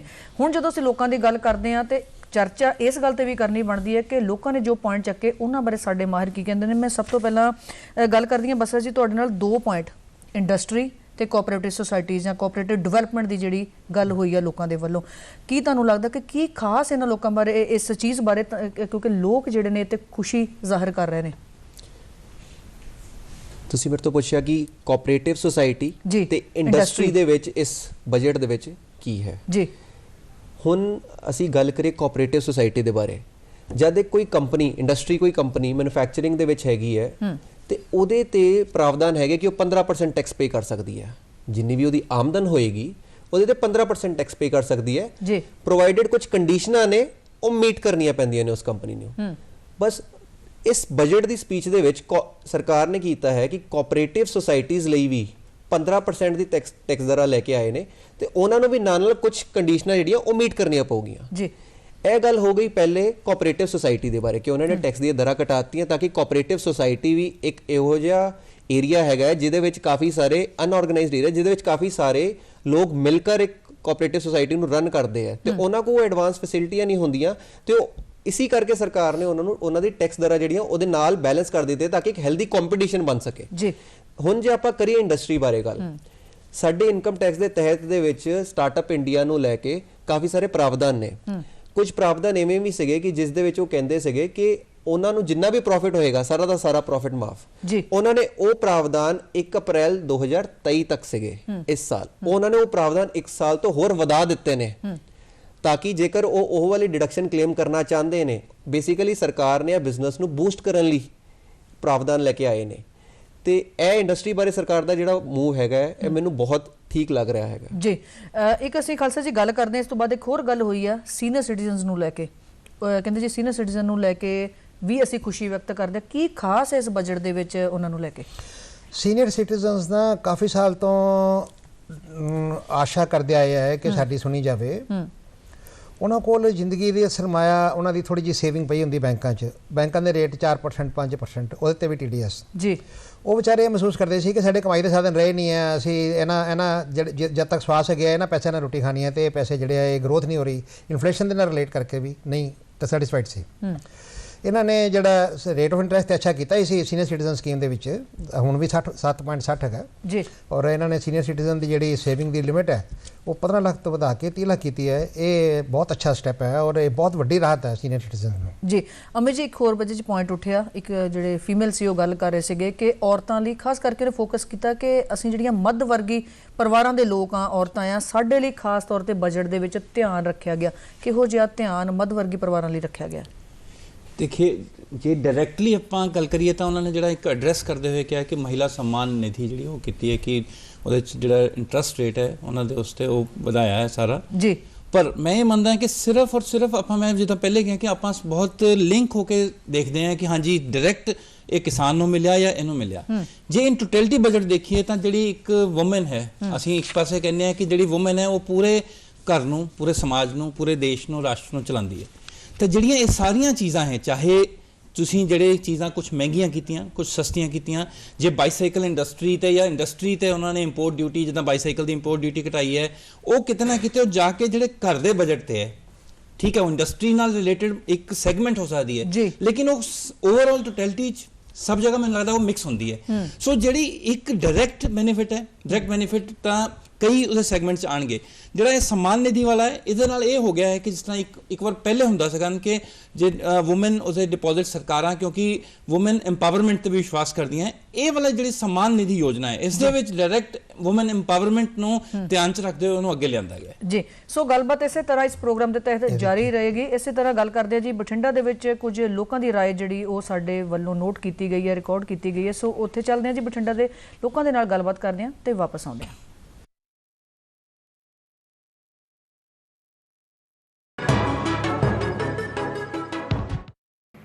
ਜੋ ਸਰਕਾਰ ਨੇ ਅੱਜ ਦਾ ਲੋਕਲ ਫॉर ਵੋਕਲ ਨੂੰ ਲੈ ਕੇ ਇਨੀਸ਼ੀਏਟਿਵ ਲਿੱਤਾ ਹੈ, ਉਸ ਨੂੰ ਕਾਫੀ ਪ੍ਰੇਜ਼ਵਰਦੀ ਹੈ, ਕਿਉਂਕਿ ਮੇਰੇ ਖਿਆਲ 'ਚ ਜਿਹੜੇ ਵੀ ਨੌਜਵਾਨ ਹੈ ਅੱਜ ਕੱਲ੍ਹ ਬੇਰੁਜ਼ਗਾਰ ਘੁੰਮ ਰਹੇ ਹੈ, ਨੌਕਰੀਆਂ ਲੱਭ ਰਹੇ ਹਨ, ਤਾਂ ਉਹਨਾਂ ਲਈ ਇਹ ਬਹੁਤ ਹੀ ਜ਼ਿਆਦਾ ਵਧੀਆ ਗੱਲ ਹੈ। ਅੱਜ ਦੇ ਬਜਟ ਵਿੱਚ ਹੀ ਨੌਜਵਾਨਾਂ ਵਾਸਤੇ ਕਈ ਚੀਜ਼ਾਂ ਬਹੁਤ ਫਾਇਦੇਮੰਦ ਕੀਤੀਆਂ, ਜਿਵੇਂ ਕੋਈ ਛੋਟਾ ਬਿਜ਼ਨਸਮੈਨ ਹੈ ਜਾਂ ਕੋਈ ਜੋਬ ਵਾਲਾ ਹੈ, ਉਹਦਾ 5 ਤੋਂ 7 ਲੱਖ ਤੱਕ ਦੀ ਛੂਟ ਦੇਤੀ ਉਹਨਾਂ ਨੂੰ। ਪਹਿਲਾਂ 5 ਲੱਖ ਤੱਕ ਦੀ ਸੀ, ਹੁਣ 7 ਲੱਖ ਤੱਕ ਦੀ ਦੇਤੀ। ਇਲੈਕਟ੍ਰਿਕ ਵਹੀਕਲ ਹੈ ਉਹ ਵੀ ਸਸਤੇ ਹੋ ਰਹੇ ਹੈ। ਅਤੇ ਦੂਜਾ ਜਿਹਨੇ ਨਵਾਂ ਬਿਜ਼ਨਸ ਕਰਨਾ ਹੈ, MSME ਦੇ ਵਿੱਚ ਬਹੁਤ ਵੱਡੀ ਛੂਟ ਦਿੱਤੀ ਗਈ ਹੈ, ਜਿਹੜੀ 95% ਤੱਕ ਦੀ ਛੂਟ ਮਿਲੇਗੀ ਉਹਨੂੰ, ਉਹਦੇ ਪੈਸੇ ਵਾਪਸ ਹੋ ਜਾਣਗੇ। ਦੂਜਾ ਆਪਣਾ ਸਟਾਰਟਅਪਸ, ਇੰਡੀਆ ਨੂੰ ਸਟਾਰਟਅਪ ਦੇ ਵਿੱਚ ਬਹੁਤ ਫਾਇਦਾ ਕੀਤਾ ਹੈ ਸਰਕਾਰ ਨੇ। ਆਉਣ ਵਾਲੇ ਟਾਈਮ ਦੇ ਵਿੱਚ ਮੈਨੂੰ ਲੱਗਦਾ ਵੀ ਕਈ ਨਵੇਂ ਸਟਾਰਟਅਪ ਅਤੇ ਕਈ ਨਵੀਂ ਇੰਡਸਟਰੀ ਇੰਡੀਆ ਦੇ ਵਿੱਚ ਹੁਣ ਲੱਗੇਗੀ, ਜਿਹੜੀ ਪਹਿਲਾਂ ਬਾਹਰ ਹੈ। ਸਰਕਾਰ ਨੇ ਇਨਫਰਾਸਟ੍ਰਕਚਰ 'ਤੇ ਬਹੁਤ ਜ਼ੋਰ ਦਿੱਤਾ। ਇਨਫਰਾਸਟ੍ਰਕਚਰ ਸਪੈਂਡਿੰਗ ਮਤਲਬ ਇਹ ਕਿ ਬਹੁਤ ਵੱਡੇ ਵੱਡੇ ਪ੍ਰੋਜੈਕਟ, ਲਾਈਕ ਜਿਵੇਂ ਰੇਲਵੇ ਦੇ ਬਹੁਤ ਵੱਡੇ ਪ੍ਰੋਜੈਕਟ, ਰੋਡ ਦੇ ਬਹੁਤ ਵੱਡੇ ਪ੍ਰੋਜੈਕਟ, ਇਨਫਰਾਸਟ੍ਰਕਚਰ ਦੀਆਂ ਵੱਡੀਆਂ ਵੱਡੀਆਂ ਚੀਜ਼ਾਂ, ਉਸ 'ਤੇ ਜਿਵੇਂ ਸਪੈਂਡਿੰਗ ਹੋਏਗੀ, ਜਿਵੇਂ ਖਰਚਾ ਸਰਕਾਰ ਸੈਂਟਰਲ ਗੌਰਮੈਂਟ ਦੇ ਪ੍ਰੋਜੈਕਟ ਆਉਣਗੇ, ਖਰਚਾ ਹੋਏਗਾ, ਉਹਦੇ ਖਰਚੇ ਦਾ ਨਾਲ ਇਹ ਮਤਲਬ ਹੈ ਕਿ ਬਹੁਤ ਸਾਰੇ ਲੋਕਾਂ ਨੂੰ ਰੁਜ਼ਗਾਰ ਮਿਲੇਗਾ, ਇਨਡਾਇਰੈਕਟਲੀ ਰੁਜ਼ਗਾਰ ਵੀ ਮਿਲੇਗਾ ਅਤੇ ਦੇਸ਼ ਦਾ ਢਾਂਚਾ, ਸਵਰੂਪ, ਸ਼ਕਲ ਸੂਰਤ ਵੀ ਬਦਲੇਗੀ। ਪਹਿਲੀ ਵਾਰ ਐਸਾ ਹੋਇਆ ਕਿ ਜਿਹੜਾ ਆਮ ਪਬਲਿਕ ਦਾ ਬਜਟ ਹੈ, ਗਰੀਬ ਬੰਦਿਆਂ ਦਾ ਬਜਟ ਹੈ, ਖਾਸ ਕਰ ਜਿਹੜੇ ਸਾਡੇ ਬਜ਼ੁਰਗ ਸੀਗੇ 60 ਸਾਲ ਦੀ ਉਮਰ ਤੋਂ ਵੱਧ ਸੀਗੇ, ਉਹਨਾਂ ਨੂੰ ਰਿਆਇਤ ਦਿੱਤੀ ਸਰਕਾਰ ਨੇ। ਇਹ ਬਹੁਤ ਵਧੀਆ ਬਜਟ ਹੈ। ਅਤੇ ਵੋਕਲ ਫਾਰ ਲੋਕਲ ਦਾ ਜਿਹੜਾ ਸਰਕਾਰ ਦਾ ਨਾਰਾ ਸੀਗਾ, ਸਰਕਾਰ ਨੇ ਇਸ ਬਜਟ 'ਚ ਉਹਨੂੰ ਪ੍ਰਾਥਮਿਕਤਾ ਦਿੱਤੀ ਹੈ ਅਤੇ ਬਾਹਰਲੀ ਚੀਜ਼ਾਂ ਮਹਿੰਗੀ ਕੀਤੀਆਂ ਤਾਂ ਕਿ ਦੇਸ਼ ਦੇ ਜਿਹੜੇ ਨੌਜਵਾਨ ਪੀੜ੍ਹੀ ਹੈ, ਨਵੇਂ ਕੰਮ 'ਤੇ ਲੱਗੇ ਹੈ, ਉਹਨਾਂ ਨੂੰ ਨੌਕਰੀਆਂ ਦਾ ਮੌਕਾ ਮਿਲੇ। ਇਹ ਗਰੀਬਾਂ ਦੇ ਨਾਲ ਨਾਲ ਆਮ ਜਨਤਾ ਦਾ ਵੀ ਬਜਟ ਹੈ, ਯੂਥ ਦਾ ਬਜਟ ਹੈ, ਬਜ਼ੁਰਗਾਂ ਦਾ ਬਜਟ ਹੈ। 2.5 ਲੱਖ ਕਰੋੜ ਰੁਪਈਆ ਰੇਲਵੇ 'ਤੇ ਖਰਚ ਹੋ ਰਿਹਾ ਹੈ। ਦੇਖੋ, ਆਪਣੀ ਰੇਲਵੇ ਆਪਾਂ ਬਾਹਰ ਦੀਆਂ ਗੱਲਾਂ ਕਰਦੇ ਸੀ, ਵਿਦੇਸ਼ਾਂ ਦੀਆਂ ਗੱਲਾਂ ਕਰਦੇ, ਉੱਥੇ ਦਾ ਰੇਲਵੇ ਇਸ ਤਰ੍ਹਾਂ, ਉੱਥੇ ਦਾ ਇਸ ਤਰ੍ਹਾਂ। 2.5 ਲੱਖ ਕਰੋੜ ਦੇ ਵਿੱਚ ਆਪਣਾ ਕਿੰਨੀ ਡਿਵੈਲਪਮੈਂਟ ਹੋਏਗੀ ਰੇਲਵੇ ਦੀ? 10,000 ਕਰੋੜ ਰੁਪਈਆ ਸ਼ਹਿਰੀ ਸੌਂਦਰੀਕਰਨ ਅਤੇ ਸ਼ਹਿਰੀ ਵਿਕਾਸ ਵਾਸਤੇ ਰੱਖਿਆ ਗਿਆ ਹੈ, ਜਿਹੜਾ ਕਿ ਅੱਜ ਤੱਕ ਮੇਰੇ ਖਿਆਲ 'ਚ ਇੰਨਾ ਪਹਿਲਾਂ ਕਦੇ ਸੁਣਨ 'ਚ ਨਹੀਂ ਮਿਲਿਆ। ਡੈਮ ਬਣਨਗੇ, ਪੁਲ ਬਣਨਗੇ, ਸੜਕਾਂ ਬਣਨਗੀਆਂ, ਸਾਰਾ ਇਨਫਰਾਸਟ੍ਰਕਚਰ ਹੈ ਜਿਹੜਾ ਮਜ਼ਬੂਤ ਹੋਏਗਾ। ਬਹੁਤ ਅੱਛਾ ਬਜਟ ਹੈ, ਮਿਡਲ ਕਲਾਸ ਲਈ ਵੀ, ਲੋਅਰ ਕਲਾਸ ਲਈ ਵੀ, ਔਰ ਖਾਸ ਕਰ ਕ੍ਰਿਸ਼ੀ ਲਈ ਵੀ। ਕ੍ਰਿਸ਼ੀ ਨੂੰ ਜਿੱਥੇ 20 ਲੱਖ ਕਰੋੜ ਰੁਪਏ ਦਾ ਲੋਨ ਦਾ ਫੈਸਿਲਿਟੀ ਦਿੱਤੀ ਹੈ, ਉੱਥੇ ਟੈਕਸ ਜਿਹਦਾ 2,000 ਰੁਪਈਆ ਉਹ ਵੀ ਕੰਟੀਨਿਊ ਰੱਖਿਆ। ਗਰੀਬਾਂ ਵਾਸਤੇ ਖਾਣੇ ਦਾ, ਜਿਹੜੇ 80 ਕਰੋੜ ਲੋਕਾਂ ਨੂੰ ਖਾਣਾ ਦੇ ਰਹੀ ਹੈ ਸਰਕਾਰ, ਅਨਾਜ ਵੰਡ ਰਹੀ ਹੈ, ਉਹ ਵੀ ਰੱਖਿਆ। ਉੱਧਰੋਂ ਉਹਦੇ ਨਾਲ ਜਿਹੜੀ ਆਵਾਸ ਯੋਜਨਾ, ਪ੍ਰਧਾਨ ਮੰਤਰੀ ਆਵਾਸ ਯੋਜਨਾ ਹੈ, ਉਹਦੇ ਵਿੱਚ ਵੀ 60% ਦਾ ਵਾਧਾ ਕਰਕੇ ਮੋਦੀ ਸਰਕਾਰ ਨੇ ਬਹੁਤ ਵੱਡੀ ਰਾਹਤ ਦਿੱਤੀ ਹੈ ਗਰੀਬਾਂ ਨੂੰ ਘਰ ਦੇਣ ਵਾਸਤੇ। ਕਿਉਂਕਿ ਬਹੁਤ ਸਾਰੇ ਲੋਕ ਹੈ ਜਿਨ੍ਹਾਂ ਕੋਲ ਘਰ ਨਹੀਂ, ਝੁੱਗੀ ਝੌਂਪੜੇ 'ਚ ਰਹਿੰਦੇ ਆ, ਉਹਨਾਂ ਨੂੰ ਇਹ ਬੈਨੀਫਿਟ ਦੇ ਕੇ 75,000 ਕਰੋੜ ਰੁਪਈਆ ਜਿਹੜਾ ਖਰਚ ਕਰਨਾ ਹੈ, ਉਹ ਬਹੁਤ ਵੱਡੀ ਅਮਾਊਂਟ ਹੈ ਔਰ ਬਹੁਤ ਅੱਛਾ ਹੈ। ਔਰ ਇਸ ਯੋਜਨਾ ਨੂੰ ਮੈਂ ਕਹਿੰਦਾ ਸਰਕਾਰ ਚੰਗੀ ਤਰ੍ਹਾਂ ਲਾਗੂ ਕਰੇ ਔਰ ਗਰੀਬਾਂ ਨੂੰ ਘਰ ਮਿਲੇ। ਸਟੂਡੀਓ 'ਚ ਸਵਾਗਤ ਕਰਦੇ ਹਾਂ ਜੀ ਇੱਕ ਵਾਰ। ਜੀ ਖਾਲਸਾ ਜੀ, ਗੱਲਬਾਤ ਚੱਲ ਰਹੀ ਸੀ ਔਰਤਾਂ ਬਾਰੇ ਕਿ ਔਰਤਾਂ ਨੂੰ ਕੀ ਰਾਹਤ ਦਿੱਤੀ ਗਈ ਹੈ ਖਾਸ ਤੌਰ 'ਤੇ ਇਸ ਬਜਟ ਦੇ ਉੱਤੇ। ਮੈਂ ਅਮਿਤ ਜੀ ਨਾਲ ਸਹਿਮਤ ਹੋਵਾਂਗਾ। ਔਰਤ ਸਮਾਜ ਨੂੰ ਇੱਕ ਧੁਰਾ ਹੈ ਸਮਾਜ ਦਾ। ਤੇ ਮੈਂ ਇਹ ਹਿੰਦੁਸਤਾਨ ਦੇ ਵਿੱਚ ਦੇਖਿਆ ਹੈ ਬਹੁਤ ਸਾਰੇ ਸਾਡੇ ਕਸਬੇ ਇਹੋ ਜਿਹੇ ਨੇ ਜਿੱਥੇ ਔਰਤਾਂ ਡੋਮੀਨੇਟ ਕਰਦੀਆਂ ਰਾਦਰ ਘਰ ਚਲਾਉਂਦੀਆਂ। ਬਹੁਤ ਸਾਰੇ ਰੂਰਲ ਕਸਬੇ ਆ ਜਿੱਥੇ ਔਰਤਾਂ ਹੈਂਡ ਟੂ ਮਾਊਥ ਹੋਣ ਤੋਂ ਬਚਾਇਆ ਉਹਨਾਂ ਨੇ ਆਪਣੇ ਪਰਿਵਾਰ ਨੂੰ। ਉਹਨਾਂ ਦੇ ਵਿੱਚ ਅਸੀਂ ਇੱਕ ਸਕੀਮ ਜਿਹੜੀ ਬੈਂਕਾਂ 'ਚ ਲਾਂਚ ਕੀਤੀ ਸੀ, ਬੈਂਕਾਂ ਦੇ ਥਰੂ ਲਾਂਚ ਕੀਤੀ ਸੀ, ਉਹ ਗਈ SHG ਸੈਲਫ ਹੈਲਪ ਗਰੁੱਪ। ਜੀ ਸੈਲਫ ਹੈਲਪ ਗਰੁੱਪ ਦੇ ਵਿੱਚ ਕੀ ਹੁੰਦਾ ਹੈ ਕਿ ਹੋਮੋਜੀਨੀਅਸ ਗਰੁੱਪ ਹੁੰਦਾ ਹੈ ਕਿ ਇੱਕੋ ਤਰ੍ਹਾਂ ਦੇ ਲੋਕ ਇਕੱਠੇ ਹੋ ਕੇ ਤੇ ਉਹ ਇੱਕ ਗਰੁੱਪ ਬਣਾਉਂਦੇ ਆ। ਉਹ ਸੇਵਿੰਗ ਦੀ ਆਦਤ ਪਾਉਂਦੇ ਆ। ਫਿਰ ਜਦੋਂ ਸੇਵਿੰਗ ਦੀ ਆਦਤ ਪੈ ਜਾਂਦੀ ਹੈ ਫਿਰ ਉਹਨਾਂ ਨੂੰ ਬੈਂਕ ਫਾਈਨਾਂਸ ਕਰਦਾ ਹੈ, ਉਹਨਾਂ ਕੋਲ ਸਰਮਾਇਆ ਆ ਜਾਂਦਾ, ਫਿਰ ਉਸ ਨਾਲ ਕਾਰੋਬਾਰ ਕਰਦੇ ਆ। ਇਸ ਨੂੰ ਕਾਫੀ ਬੂਸਟ ਕੀਤਾ ਹੈ ਇਸ ਸਰਕਾਰ ਨੇ ਆਪਣੇ ਬਜਟ ਦੇ ਵਿੱਚ। ਅੱਗੇ ਵੀ ਇਹਨਾਂ ਨੇ ਅਸ਼ੋਰ ਕੀਤਾ ਹੈ ਕਿ ਇਹਦੇ ਨੂੰ ਸਟਰੈਂਥਨ ਕਰਾਂਗੇ।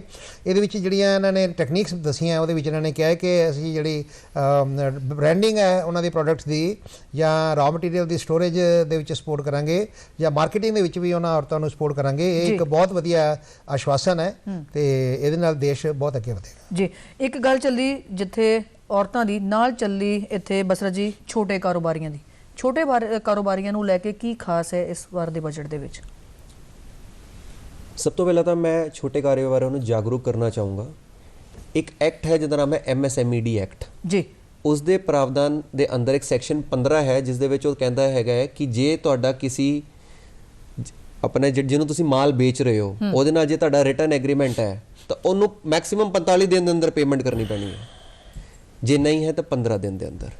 ਹੁਣ ਇਹਨੂੰ ਹੀ ਲਿੰਕ ਕਰਦੇ ਹੋਏ ਸਰਕਾਰ ਨੇ ਟੈਕਸ ਦੇ ਵਿੱਚ ਵੀ ਇੱਕ ਪ੍ਰੋਵੀਜ਼ਨ ਲਾਇਆ ਹੈ। ਉਹਨਾਂ ਨੇ ਕਿਹਾ ਹੈਗਾ ਕਿ ਚਾਹੇ ਤੁਹਾਡਾ ਜਿਹੜਾ ਬਾਇਰ ਹੈਗਾ ਉਹ ਭਾਵੇਂ ਛੋਟਾ ਹੈ ਭਾਵੇਂ ਉਹ ਵੱਡਾ ਕਾਰੋਬਾਰੀ ਹੈਗਾ, ਉਹਨੂੰ ਤੁਹਾਡੀ ਪੇਮੈਂਟ ਜੋ MSMED ਐਕਟ ਹੈ ਉਹਦੇ ਤਹਿਤ ਕਰਨੀ ਪਏਗੀ ਉਸ ਟਾਈਮ ਦੇ ਅੰਦਰ। ਜੇ ਉਹ ਨਹੀਂ ਕਰੇਗਾ ਤਾਂ ਉਹਨੂੰ ਜਿੰਨੀ ਪੇਮੈਂਟ ਉਹਨੇ ਰੋਕ ਕੇ ਰੱਖੀ ਹੋਏਗੀ ਉੱਤੇ ਉਹਨੂੰ ਟੈਕਸ ਲੱਗ ਜਾਏਗਾ। ਤੇ ਇਹਦੇ ਨਾਲ ਕੀ ਹੋਏਗਾ, ਇਹ ਇੱਕ ਇਨਡਾਇਰੈਕਟ ਬੈਨੀਫਿਟ ਹੈਗਾ ਛੋਟੇ ਕਾਰੋਬਾਰੀਆਂ ਲਈ। ਹੁਣ ਜਿਹੜੇ ਵੀ ਵੱਡੇ ਕਾਰੋਬਾਰੀ ਹੁੰਦੇ ਨੇ ਉਹਨਾਂ ਦਾ ਆਡਿਟ ਹੁੰਦਾ ਹੈਗਾ, ਉਹ ਜਦ ਆਡਿਟ ਹੁੰਦਾ ਉਸ ਦੇ ਦੌਰਾਨ ਇਹ ਜਦ ਖਰਚਾ ਉਹਨਾਂ ਦਾ ਐਡ ਬੈਕ ਹੋ ਜਾਏਗਾ ਤਾਂ ਉਹਨਾਂ ਨੂੰ ਇਸ ਅਮਾਉਂਟ ਤੇ 25-30% ਟੈਕਸ ਲੱਗ ਜਾਏਗਾ। ਤਾਂ ਡਾਇਰੈਕਟਲੀ ਜਾਂ ਇਨਡਾਇਰੈਕਟਲੀ ਇਹ ਛੋਟੇ ਕਾਰੋਬਾਰੀ ਲਈ ਬਹੁਤ ਵੱਡਾ ਸਟੈਪ ਹੈ। ਤੇ ਇਹਨੂੰ ਮੈਂ ਹੋਰ ਐਡ ਇਹ ਕਰਨਾ ਚਾਹੂੰਗਾ ਕਿ ਜੇਕਰ ਇੱਕ ਛੋਟਾ ਕਾਰੋਬਾਰੀ ਆਪਣੇ ਆਪ ਨੂੰ MSME ਦੇ ਵਿੱਚ ਹੈ ਤਾਂ ਰਜਿਸਟਰ ਕਰਾ ਲੈਂਦਾ ਹੈਗਾ ਤੇ ਕੋਈ ਵੱਡਾ ਕਾਰੋਬਾਰ ਕੋਈ ਹੋਰ ਇਨਸਾਨ ਉਹਦੀ ਪੇਮੈਂਟ ਨਹੀਂ ਕਰਦਾ, ਉਹ ਆਪਣੀ ਕੰਪਲੇਂਟ ਉਸ ਸ਼ਹਿਰ ਦੇ DIC 'ਚ ਵੀ ਲੌਂਚ ਕਰ ਸਕਦਾ ਹੈ। ਠੀਕ ਹੈ। ਸੋ ਵੱਡੀਆਂ ਰਾਹਤਾਂ ਜਿਹੜੀਆਂ ਦਿੱਤੀਆਂ ਗਈਆਂ ਨੇ ਛੋਟੇ ਕਾਰੋਬਾਰੀਆਂ ਨੂੰ ਲੈ ਕੇ। ਅਮਿਤ ਜੀ ਉਸ ਤੋਂ ਬਾਅਦ ਇੱਕ ਵਿੱਚ ਫਿਰ ਗੱਲ ਚੱਲੀ ਹੈ ਰੇਲਵੇਜ਼ ਨੂੰ ਲੈ ਕੇ ਕਿ ਰੇਲਵੇ ਦੇ ਉੱਤੇ ਅੱਛਾ ਬਜਟ ਸਪੈਂਡ ਕੀਤਾ ਗਿਆ, ਕਾਫੀ ਲੋਕਾਂ ਉਤਸ਼ਾਹ ਹੈ, ਲੋਕ ਕਾਫੀ ਟਰੈਵਲ ਕਰਦੇ ਆ ਰੇਲਵੇ ਦੇ ਥਰੂ। ਕਿਵੇਂ ਦੇਖ ਰਹੇ ਹੋ ਰੇਲਵੇ ਦੇ ਉੱਤੇ ਜੋ ਬਜਟ ਪ੍ਰਾਵਧਾਨ ਆਇਆ? ਦੇਖिए रेलवे की जी बजट है कि वो बेसिकली इंफ्रास्ट्रक्चर ग्रोथ की गल होंगी है, क्योंकि रेलवे जो इन्वेस्टमेंट है वो शॉर्ट टर्म इन्वेस्टमेंट नहीं होंगी, वो इंफ्रास्ट्रक्चर डिवेलपमेंट है पूरी की पूरी। तुसी जिथे हम आप जे गल करते हैं क्योंकि रेलवे के थ्रू जी इंडस्ट्री है, इंडस्ट्रीयल ग्रोथ जी है उसनों रेलवे जी है वो बहुत ही ज़्यादा गति दे सकती है, क्योंकि जदों सड़कों के राही जाता है समान तो कई बार बहुत दिक्कत होती है। लेकिन तुम देखो चाहे पंजाब तो समान जाता है, पंजाब की बहुत मंग भी रही है। अपने कुछ इदा के एरिया जोड़े लैंडलॉक जिन्होंने असीं स्टेट्स कह दें उन्होंने जिथे जिथे रेलवे का इंफ्रास्ट्रक्चर बहुत वधिया है, चाहे तुम मध्य प्रदेश ले लो या होर राज ले लो, उत्थे उत्थे दी जिहड़ी इंफ्रास्ट्रक्चर ग्रोथ है वो बहुत स्ट्रोंग है। सो रेलवे च जिहड़ी इन्वेस्टमेंट है वो मैनूं लगदा है कि एक इंफ्रास्ट्रक्चर के हिसाब नाल बहुत है। और जदों इंफ्रास्ट्रक्चर वधदा है तुसीं पिछले 5 सालां च या कुछ टाइम जिहड़ी आपां गल करदे हां जिहड़ी इंफ्रास्ट्रक्चर ते फोकस रहा, चाहे वो सड़क का इंफ्रास्ट्रक्चर हो चाहे बिल्डिंग का कोई भी इंफ्रास्ट्रक्चर, उस दे नाल जिहड़ी ओवरऑल ग्रोथ आती है वो एक देश नूं नवीं दिशा च ले जाती है। सो इंफ्रास्ट्रक्चर ग्रोथ लई बहुत ही इंपॉर्टेंट पार्ट है, खासकर जिदा पंजाब वर्गा जिहड़ा राज है इस जिहड़ियां जिहड़े फ्रीट कॉरीडोर्स बनते हैं, जिहड़ा इत्थों कोलकाता वाला बन रहा सी उन्हां नूं जदों बजट प्रोविजन मिलते हैं तो जिहड़ी स्पीड आती है उस दे नाल बहुत ही एक आने वाले टाइम च ग्रोथ मिलेगी, नवेरा खुलते हैं जी। इस तरह गलबात जी आम बजट के उत्ते जारी रहेगी। हुण समा हो रहा जी छोटी जी कमर्शियल ब्रेक का, ब्रेक तो बाद वापस स्टूडियो च आउंदे आ।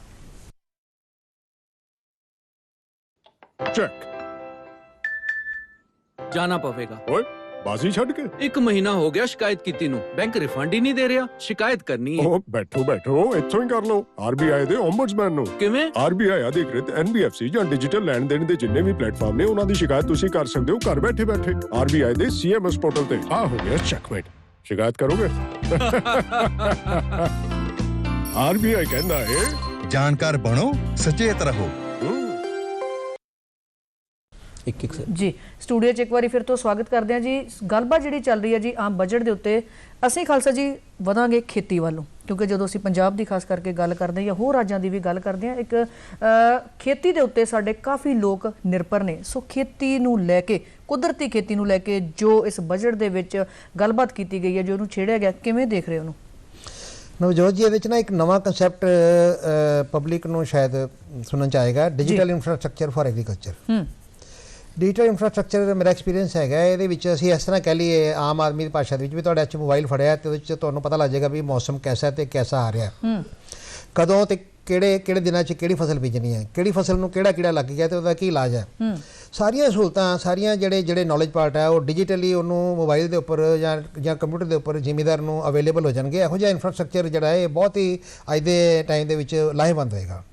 ਦੂਸਰਾ ਹੈਗਾ ਹੈ ਕਿ 2% ਇੰਟਰਸਟ ਸਬਸਿਡੀ ਜਿਹੜੀ ਹੈ ਉਹ ਸ਼ਾਰਟ ਟਰਮ ਲੋਨ ਕਹਿੰਦੇ, ਜਿਹਨੂੰ KCC ਕਹਿ ਲਓ, ਕਿਸਾਨ ਕਾਰਡ ਕਹਿ ਲਓ, ਐਗਰੀਕਲਚਰ ਕੈਸ਼ ਕ੍ਰੈਡਿਟ ਕਹਿ ਲਓ, ਉਹਦੇ ਵਿੱਚ ਇਹਨਾਂ ਨੇ ਕੰਟੀਨਿਊ ਕਰਨ ਦੀ ਗੱਲ ਕੀਤੀ। ਉਹਦੇ ਵਿੱਚ ਬਹੁਤ ਸਸਤਾ ਲੋਨ 7% ਦਾ ਜ਼ਿਮੀਦਾਰ ਨੂੰ ਦਿੱਤਾ ਜਾਂਦਾ ਹੈ, ਕਾਸ਼ਤਕਾਰੀ ਵਾਸਤੇ ਤੇ ਬੀਜਾਂ ਵਾਸਤੇ ਤੇ ਖਾਦਾਂ ਵਾਸਤੇ।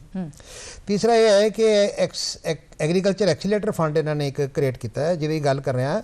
ਇਹਦੇ ਵਿੱਚ ਐਗਰੀਕਲਚਰ ਸਟਾਰਟਅਪ ਵਾਸਤੇ ਜਿਹੜਾ ਉਹ ਫੋਕਸ ਕੀਤਾ ਗਿਆ। ਐਗਰੀਕਲਚਰ ਸਟਾਰਟਅਪ ਦੀ ਮੈਂ ਐਗਜ਼ਾਮਪਲ ਦੇਵਾਂ ਜੇ, ਉਹਦੇ ਵਿੱਚ ਅਸੀਂ ਕਹਿ ਸਕਦੇ ਹਾਂ ਕਿ ਆਰਗੈਨਿਕ ਸੀਡਸ ਦਾ ਬਣਾਉਣਾ ਜਾਂ ਹਾਈਬ੍ਰਿਡ ਸੀਡਸ ਦਾ ਬਣਾਉਣਾ ਜਾਂ ਆਰਗੈਨਿਕ ਖੇਤੀ ਦੇ ਨਵੇਂ ਤਰੀਕੇ ਜਾਂ ਮਕੈਨਿਜ਼ਮ ਜਾਂ ਫਾਰਮ ਮਕੈਨਿਜ਼ਮ, ਇਹੋ ਜਿਹੀਆਂ ਚੀਜ਼ਾਂ ਲੈ ਕੇ ਆਉਣਾ ਜਿਹੜੀਆਂ ਨਵੀਆਂ ਕਾਢਾਂ ਕੱਢਣਗੇ। ਜਦੋਂ ਮੋਟਿਵ ਹੋਏਗਾ, ਮੋਟੀਵੇਸ਼ਨ ਹੋਏਗੀ ਤਾਂ ਆਪੇ ਬਾਹਰ ਆਉਣਗੇ। ਇਹਦੇ ਨਾਲ ਐਗਰੀਕਲਚਰ ਨੂੰ ਬਹੁਤ ਅੱਛੀ ਸਪੋਰਟ ਮਿਲੇਗੀ।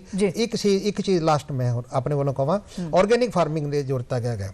ਇਹਦੇ 'ਚ ਇਹਨਾਂ ਨੇ ਇੱਕ ਸਕੀਮ ਕੱਢੀ ਹੈ, ਪ੍ਰਾਈਮ ਮਿਨਿਸਟਰ ਪ੍ਰਣਾਮ, PM ਪ੍ਰਣਾਮ। ਉਹਦੇ ਵਿੱਚ ਆਰਗੈਨਿਕ ਫਾਰਮਿੰਗ ਦੇ ਉੱਪਰ ਇਹਨਾਂ ਨੇ ਹੋਸਟ ਕਰਨ ਵਾਸਤੇ ਗੱਲ ਕੀਤੀ ਹੈ ਤੇ ਮਿਲਟ ਕੁਆਲਿਟੀ ਦੇ ਉੱਪਰ ਵੀ ਵਰਕ ਕਰਨ ਵਾਸਤੇ ਇਹਨਾਂ ਨੇ ਕਾਫੀ ਕੁਝ।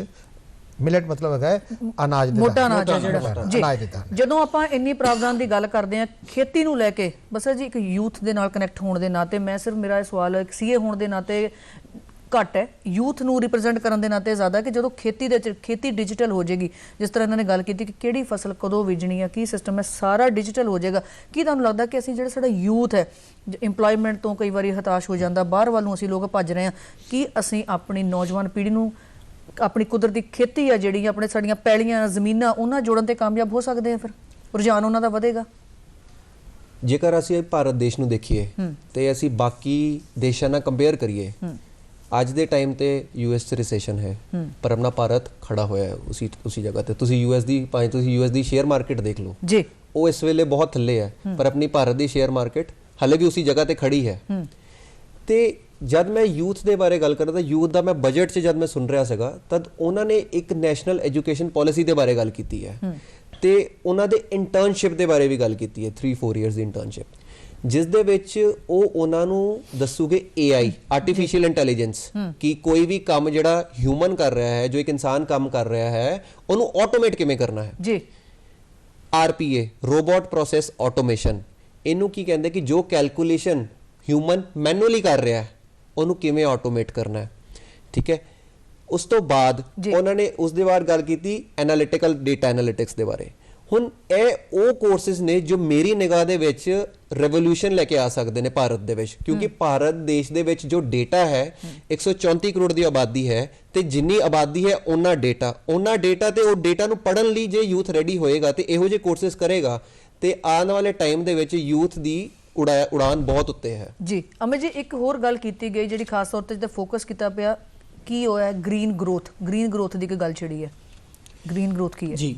ग्रीन बेसिकली देखो जी, आने वाला जमाना ਅਸੀਂ ਹਰ ਚੀਜ਼ ਤੇ ਫੋਕਸ ਕਰਦੇ ਪਏ ਹਾਂ ਗ੍ਰੀਨ, ਕਿਉਂਕਿ ਇੱਕ ਪਾਸੇ ਅਸੀਂ ਡਿਜੀਟਲਾਈਜੇਸ਼ਨ ਵੱਲ ਜਾ ਰਹੇ ਹਾਂ। ਜਦੋਂ ਡਿਜੀਟਲਾਈਜੇਸ਼ਨ ਵੱਲ ਜਾ ਰਹੇ ਹਾਂ ਤਾਂ ਸਾਡਾ ਜਿਹੜਾ ਡਿਜੀਟਲ ਵੇਸਟ ਹੈ ਉਹ ਇੱਕ ਬਹੁਤ ਬੜੀ ਚਿੰਤਾ ਬਣਦੀ ਜਾ ਰਹੀ ਹੈ, ਉਹਦਾ ਡਿਸਪੋਜ਼ਲ ਹੋਣਾ। ਜਿੰਨਾ ਅਸੀਂ ਕੰਪਿਊਟਰ, ਜਿੰਨਾ ਅਸੀਂ ਮੋਬਾਈਲ, ਜਿੰਨਾ ਇਹ ਚੀਜ਼ਾਂ ਤੇ, ਕਿਉਂਕਿ ਅਸੀਂ ਰੁਕ ਨਹੀਂ ਸਕਦੇ ਇਸ ਚੀਜ਼ ਨੂੰ, ਇਹ ਟੈਕਨੋਲੋਜੀ ਐਡਵਾਂਸਮੈਂਟ ਹੋਣੀ ਹੈ, ਚਾਹੇ ਰੋਬੋਟਿਕ ਕੁਝ ਵੀ ਹੋਣਾ ਹੈ, ਪਰ ਉਸਨੂੰ ਅਸੀਂ ਕਿਸ ਤਰ੍ਹਾਂ ਕਾਰਬਨ ਐਮਿਸ਼ਨਸ ਘਟਾਣੇ ਹੈ ਜਾਂ ਕਿਸ ਤਰ੍ਹਾਂ ਅਸੀਂ ਉਹਦੇ ਵੱਲ ਜਾਣਾ ਹੈ, ਜਿਹਨੂੰ ਕਹਿੰਦੇ ਹੈ ਗ੍ਰੀਨ ਫਿਊਲ, ਚਾਹੇ ਕੋਈ ਵੀ ਗੱਲ ਹੋ ਜਾਏ, ਤਾਂ ਉਹ ਗ੍ਰੀਨ ਇਸ ਨੂੰ ਫੋਕਸ ਬਹੁਤ ਰੱਖਿਆ ਗਿਆ ਹੈ। ਸੋ ਜਿਹੜਾ ਇਹ ਇੱਕ ਮੈਂ ਜਿਹੜੀ ਗੱਲ ਕਰ ਰਿਹਾ ਕਿ ਬੈਲੈਂਸਡ, ਕਿ ਇੱਕ ਪਾਸੇ ਅਸੀਂ ਇੱਕ ਤਰਫਾ ਨਹੀਂ ਹੋ ਸਕਦੇ ਕਿ ਅਸੀਂ ਇੱਕ ਪਾਸੇ ਕੰਪਲੀਟ ਡਿਜੀਟਲਾਈਜੇਸ਼ਨ ਚੱਲ ਜਾਈਏ ਜਾਂ ਕੰਪਲੀਟ ਇਨਫਰਾਸਟ੍ਰਕਚਰ ਚੱਲ ਜਾਈਏ। ਸਾਨੂੰ ਉਸਦੇ ਜਿਹੜੇ ਆਉਣ ਵਾਲੇ ਟਾਈਮ 'ਚ ਉਸਦੇ ਜਿਹੜੇ ਪੁੱਲ ਬੈਕਸ ਪਿੱਛੇ ਹੁੰਦੇ ਨੇ ਜਾਂ ਜਿਹੜੀ ਉਹਦੀ ਬਾਉਂਸ ਬੈਕ ਕਰਦੀਆਂ ਚੀਜ਼ਾਂ ਉਸ ਨੂੰ ਧਿਆਨ 'ਚ ਰੱਖ ਕੇ, ਇਸ ਕਰਕੇ ਜਿਹੜਾ ਗ੍ਰੀਨ ਚੀਜ਼ਾਂ ਨੂੰ, ਚਾਹੇ ਗ੍ਰੀਨ ਫਿਊਲ ਦੀ ਗੱਲ ਹੋਵੇ, ਚਾਹੇ ਗ੍ਰੀਨ ਟੈਕਸਿਸ ਦੀ ਗੱਲ ਹੁੰਦੀ ਹੈ, ਜਾਂ ਗ੍ਰੀਨ ਕੋਈ ਵੀ ਜਿਹੜਾ ਟੈਕਨੋਲੋਜੀ ਹੈ, ਈਵਨ ਚਾਹੇ ਆਪਾਂ ਆਰਗੈਨਿਕ ਦੀ ਗੱਲ ਕਰੀਏ, ਕੋਈ ਵੀ ਚੀਜ਼ਾਂ ਜਿਹੜੀਆਂ ਸਾਨੂੰ ਨੇਚਰ ਦੀ ਤਰਫ ਲਿਜਾਂਦੀਆਂ ਜਾਂ ਸਾਨੂੰ ਨੇਚਰ ਪ੍ਰੀਜ਼ਰਵ ਕਰਨੇ ਲੱਗ ਰਹੀਆਂ, ਉਸ ਚੀਜ਼ ਤੇ ਬਹੁਤ ਫੋਕਸ ਰਿਹਾ ਹੈ।